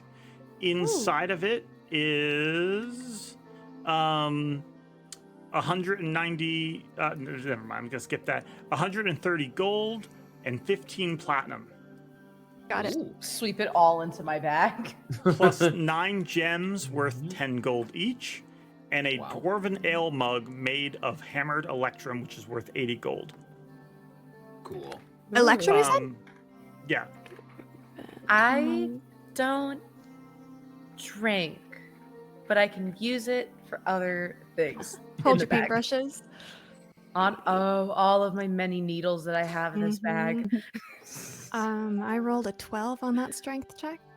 You manage to pull out one of the eyes. It does not look like it's the same gem. It doesn't look like it's a mind crystal. However, you look at it and you think this thing's probably worth about 5,000 gold. Damn. And you go and you start reaching for the other one. I need you to give me a dex saving throw. Uh-oh, spaghetti-o. 6. Hey. Bye, guys. You pull this, and as you're like, you slip, and you hear like a crunching sound. Oh no. I need everybody in the room to give me a dexterity saving throw. DC is 15. Sorry, guys. No, you good. You good. Everything's fine. Oh, thank God. Oh no. I think I'm still down. What was the No, you think you what was healed. the Navarra healed poison you. damage really Oh, quickly? true. Say that again? Poison damage? What was the total poison damage really quickly? Oh, it was, I believe it was like 15. 10, 15, something like that, yeah. Okay. Do I saw 13, just in Lomler case. Lomler did a inspiration for Navarre. Could I use that now? I'm gonna use inspiration. I rolled a nat 1. We can use one of our little side blocks to re-roll. Yes. Yeah. Which reminds me, A I need 10. to reduce Navarra's. Oh my God, Navarra has an ult. Am I seeing that right? Yeah. Yeah. Oh, Yeah. shit. Yeah. So I want it just a little bit off. Okay. It'll All come right. So you still have an ult even after I take that off. Damn. Someone used channel Hell yeah. points this session as well to give advantage. Okay. I'm gonna use one of those blocks to re-roll, and I like my new roll better. Okay. So success. Navarra, you still failed. I'm Alucor, re-rolling. you succeeded. that's all Penny, right. you failed. Leo, That's- you failed as well. Right.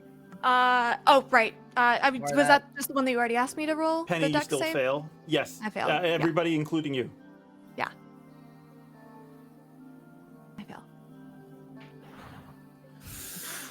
Ooh. This is about to be great.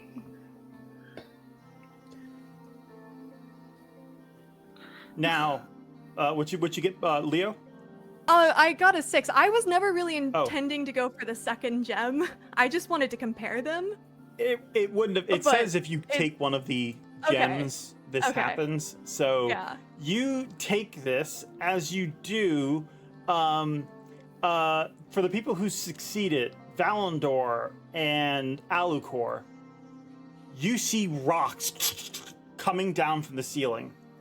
Okay. Your friends might live. Guaranteed, if these rocks fall on the spider, he is absolutely dead. Do either of you want to risk it to save their life?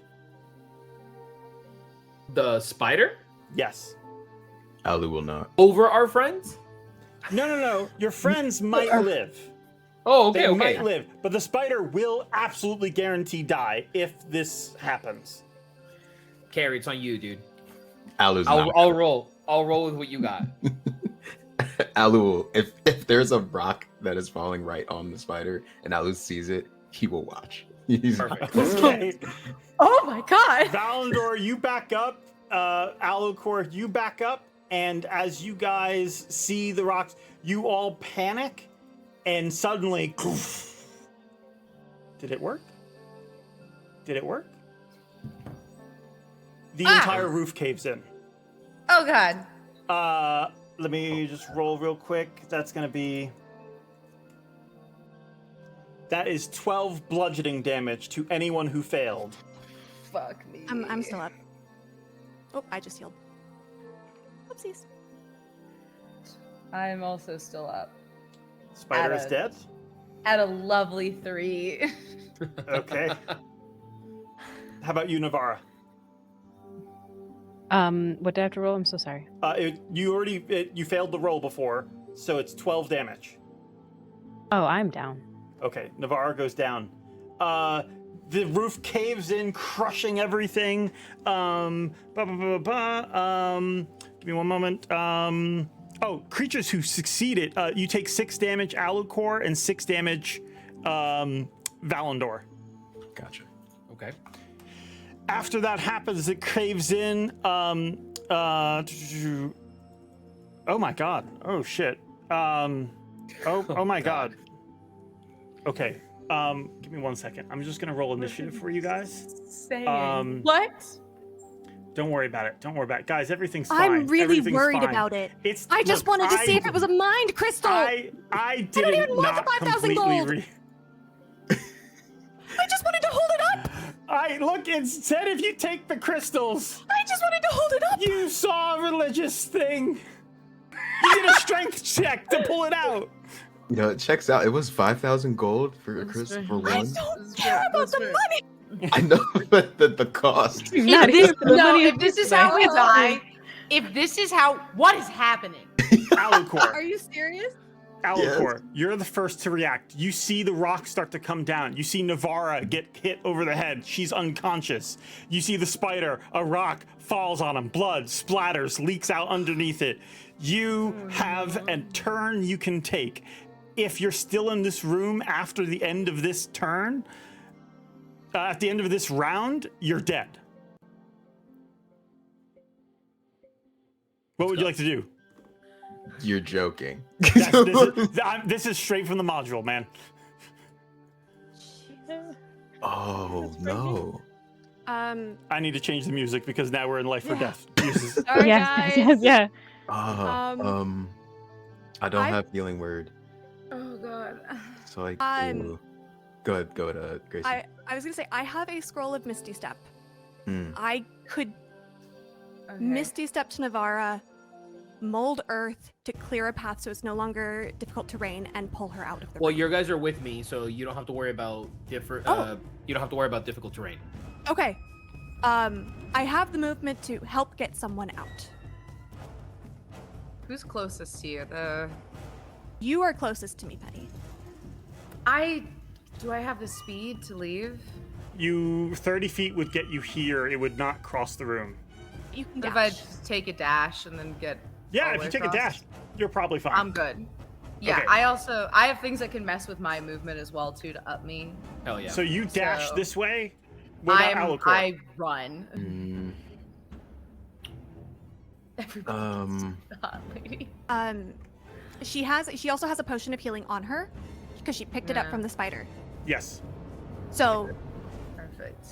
I don't know if getting in and out, administering the potion and back out, if you could even Administering a potion is an action. it is an action, but if you could use your movement to help pull her out as well. I don't know. Penny? No. No. Okay. Navarra. Because Navarra's down. And I'm not trapped. I was at the edge of the room, so I just far? sprint over. How far is Navarre from me? Navarra is 25 feet from you, or 20 feet from you. Okay. Just shaking. I don't want to roll anything fuck, yet. this It's is- just shaking. Okay, sorry. There is something I was trying to read. To see if I can do something useful here. Oh, and I'm sorry, Valandor, you're actually the first to act. If you have something you want to do. Perfect.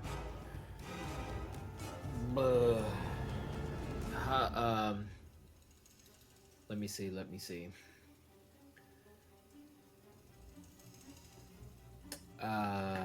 Yeah, I think all I really can do is... Can I get to Navarra, pick her up, and move? then move? Give me an athletics check.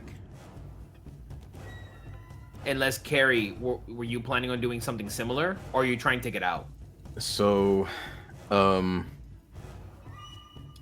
other thing I'm trying to understand for Find Familiar, I had Alfred at the start of the trip, and he still lasts for a long rest, and he can deliver a spell in the range of touch. Yes. So if I were to Ooh. send Alfred to Navarra and use Cure I would Wounds say through Alfred him- would be dead. Okay. all Because right, if they rest were peace. in this room when all this happened, they would have taken at least 1 damage. Yeah, that checks out. Okay.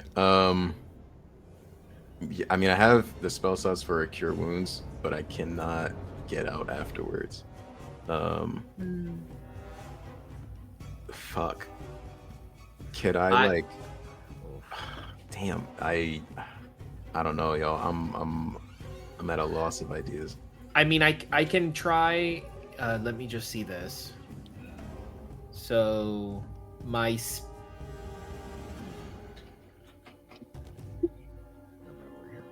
you can jump 3 times the normal distance. You can jump further than your remaining movement would allow.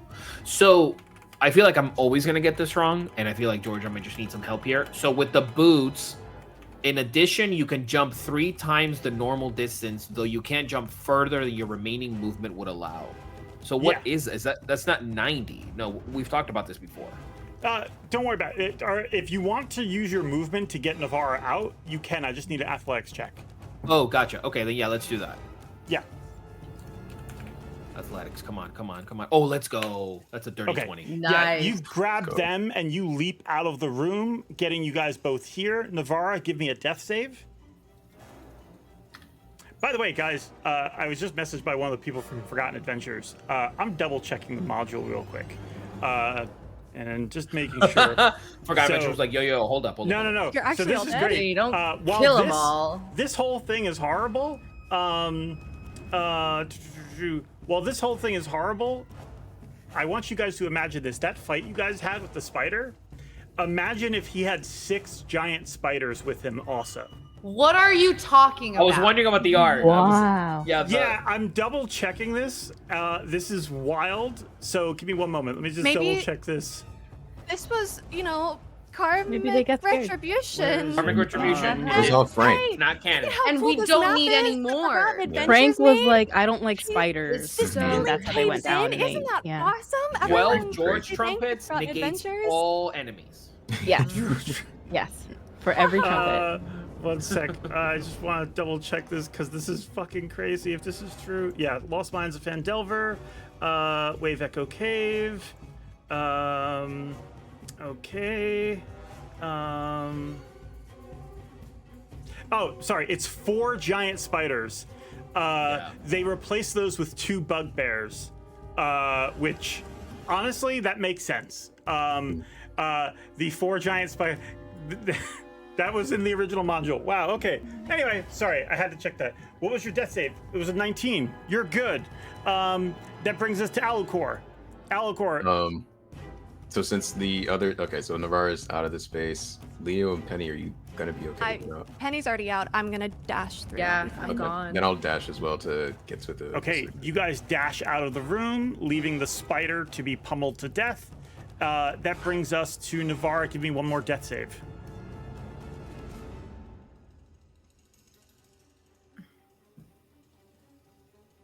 6.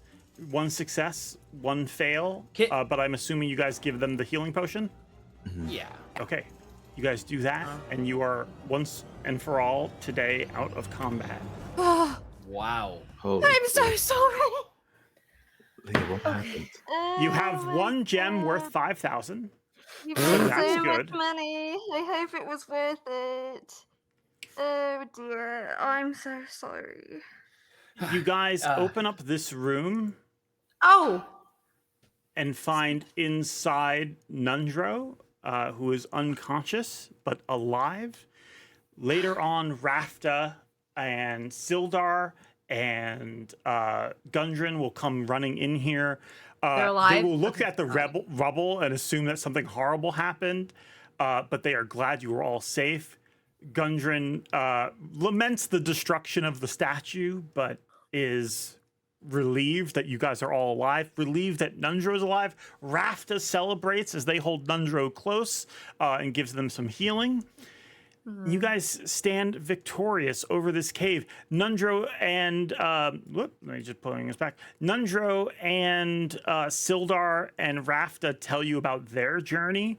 They also fought a band of bugbears. They encountered a giant. They encountered a giant ochre jelly, which tried to consume them. They were able to beat off, and a group of undead attacked them as well. But they managed to survive and make it all the way to you. Hell yeah. Hell yeah. They warn you that the caves still seem very dangerous, that there might be a lot more undead lurking. Gundren asks you, did you find the Forge of Spells? Yes. We did. Is it all right? Is it intact? Well, Alacor. This would be perfect time for an awkward alley approach. He would, Exactly. yeah, just like kind of scratching the back of his head. It is someone's working on it. Yeah. What do you mean, someone? Let's talk about it later. We've been through a lot. Indeed, you guys have.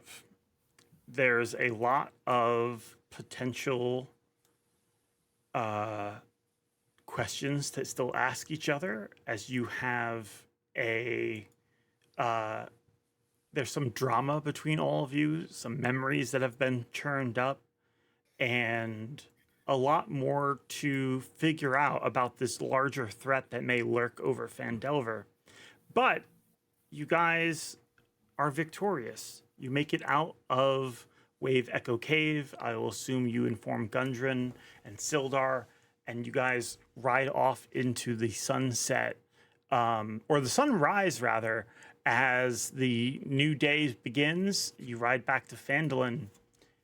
Is there anything you guys want to discuss before we wrap out?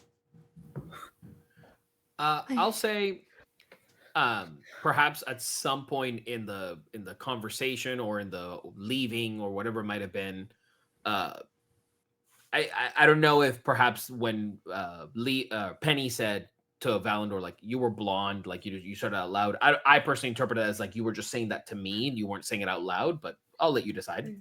Fair with whatever.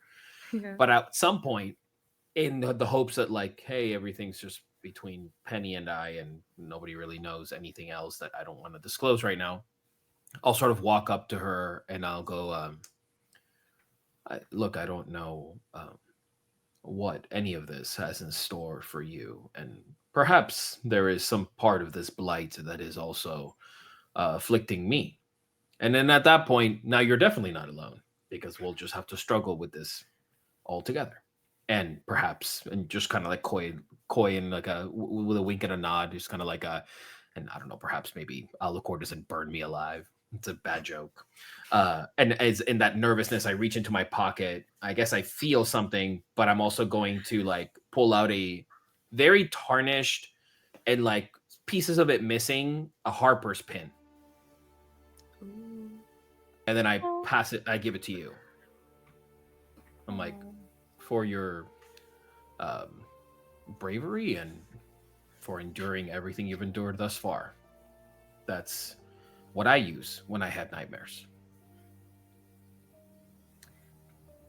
Penny probably gives a very small but genuine smile for the first time in quite a few hours. And she'll, I think a good place for it would be attaching it to her little belt chain in one of the loops so it can hang there. She kind of thumbs over it, she fiddles with the chain. I appreciate that.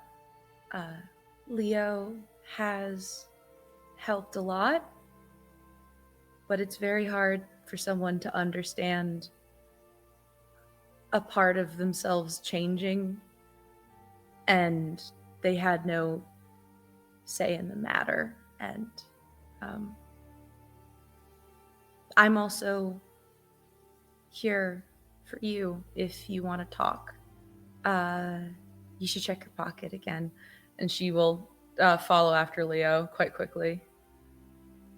As she's walking, I'll check my pocket. What do I find in my pocket?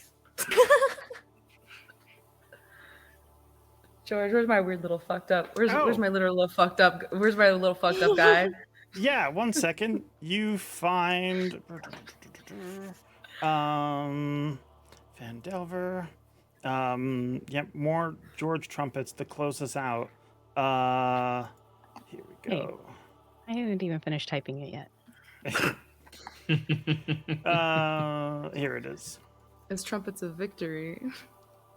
We survived. You see, I'm just going to zoom in on it so everybody can see it. It's a lot bigger than it's supposed to be, but that's okay. You see Where's my board? this. A stuffed raccoon with way too many buttons for eyes sewed all over its face. I kind of like look at it. I see the wide grin on it. It's kind of like, I just kind of do a self nod. You know, if Penny's walked away and walking to Leo, and I'll sort of now take it and I'll take its little head and I'll have it poking out of a pocket, and then I'll give it a little pat, and then yeah, just keep walking with the crew. Little freak raccoon. Yeah, that's cool. I'm going to go up to Navara. Okay. I'm so sorry. The ceiling, and I should have been more careful. What? Where's the spider? I was focused on that. I didn't see Leah. I don't know what you're talking about. It was my fault, though. I saw glowing gems, and I was afraid that they were the same as the gem we found in the cave, the goblin cave that made us all see terrible memories. I went to investigate, and when I went to compare it, it caused the ceiling to cave in. Oh. And I'm really... That why it was how... Sorry, No, I don't think there's anything to apologize for unless, I'm fine.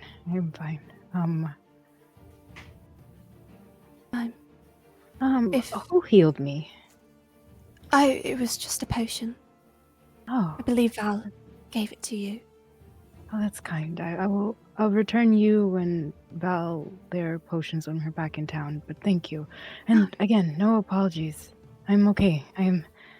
Everything's busy, but I'll be fine. Okay. Also, in the future, if you're ever tired of staying at the tavern, I do have a basement that has space in case you just don't want to be alone. You are always welcome with us. So, just wanted to extend the offer. You can think about it. You don't have to say yes ever, but just... They're like almost like feline features in their cat ears twitch of like the basement. Yeah.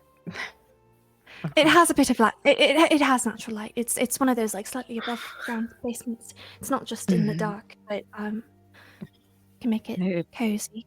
So yes, some nights when I don't know, when the tavern gets loud.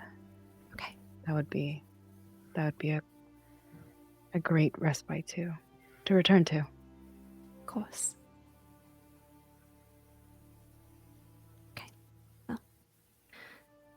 They're gonna like look to the nearest person to just collapse because they're still like, I think 6 HP, so they're just like limping and holding on to someone.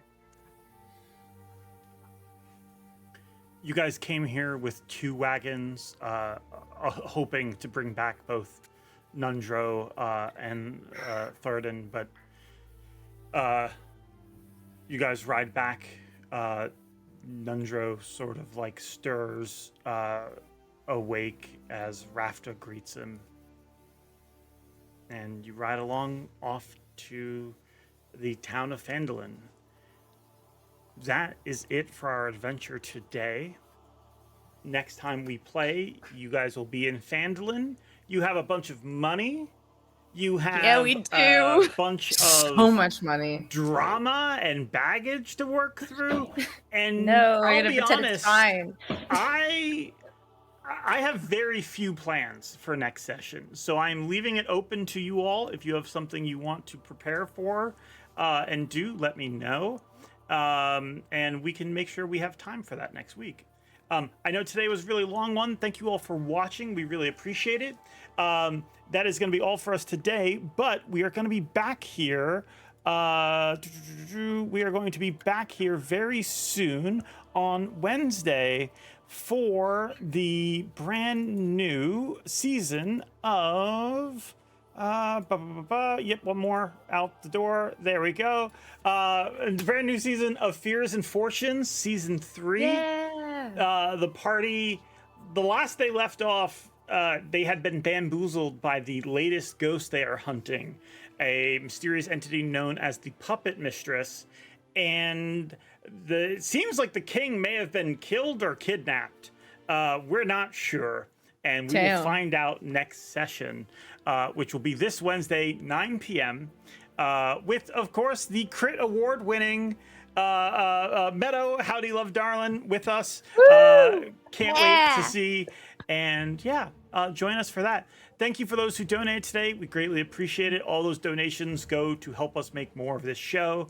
And of course, this show wouldn't exist without the amazing people at Forgotten Adventures who made this amazing map, including the caving in ceiling, including the adorable raccoon doll that was made just for this. We thank them so much for making all this stuff happen.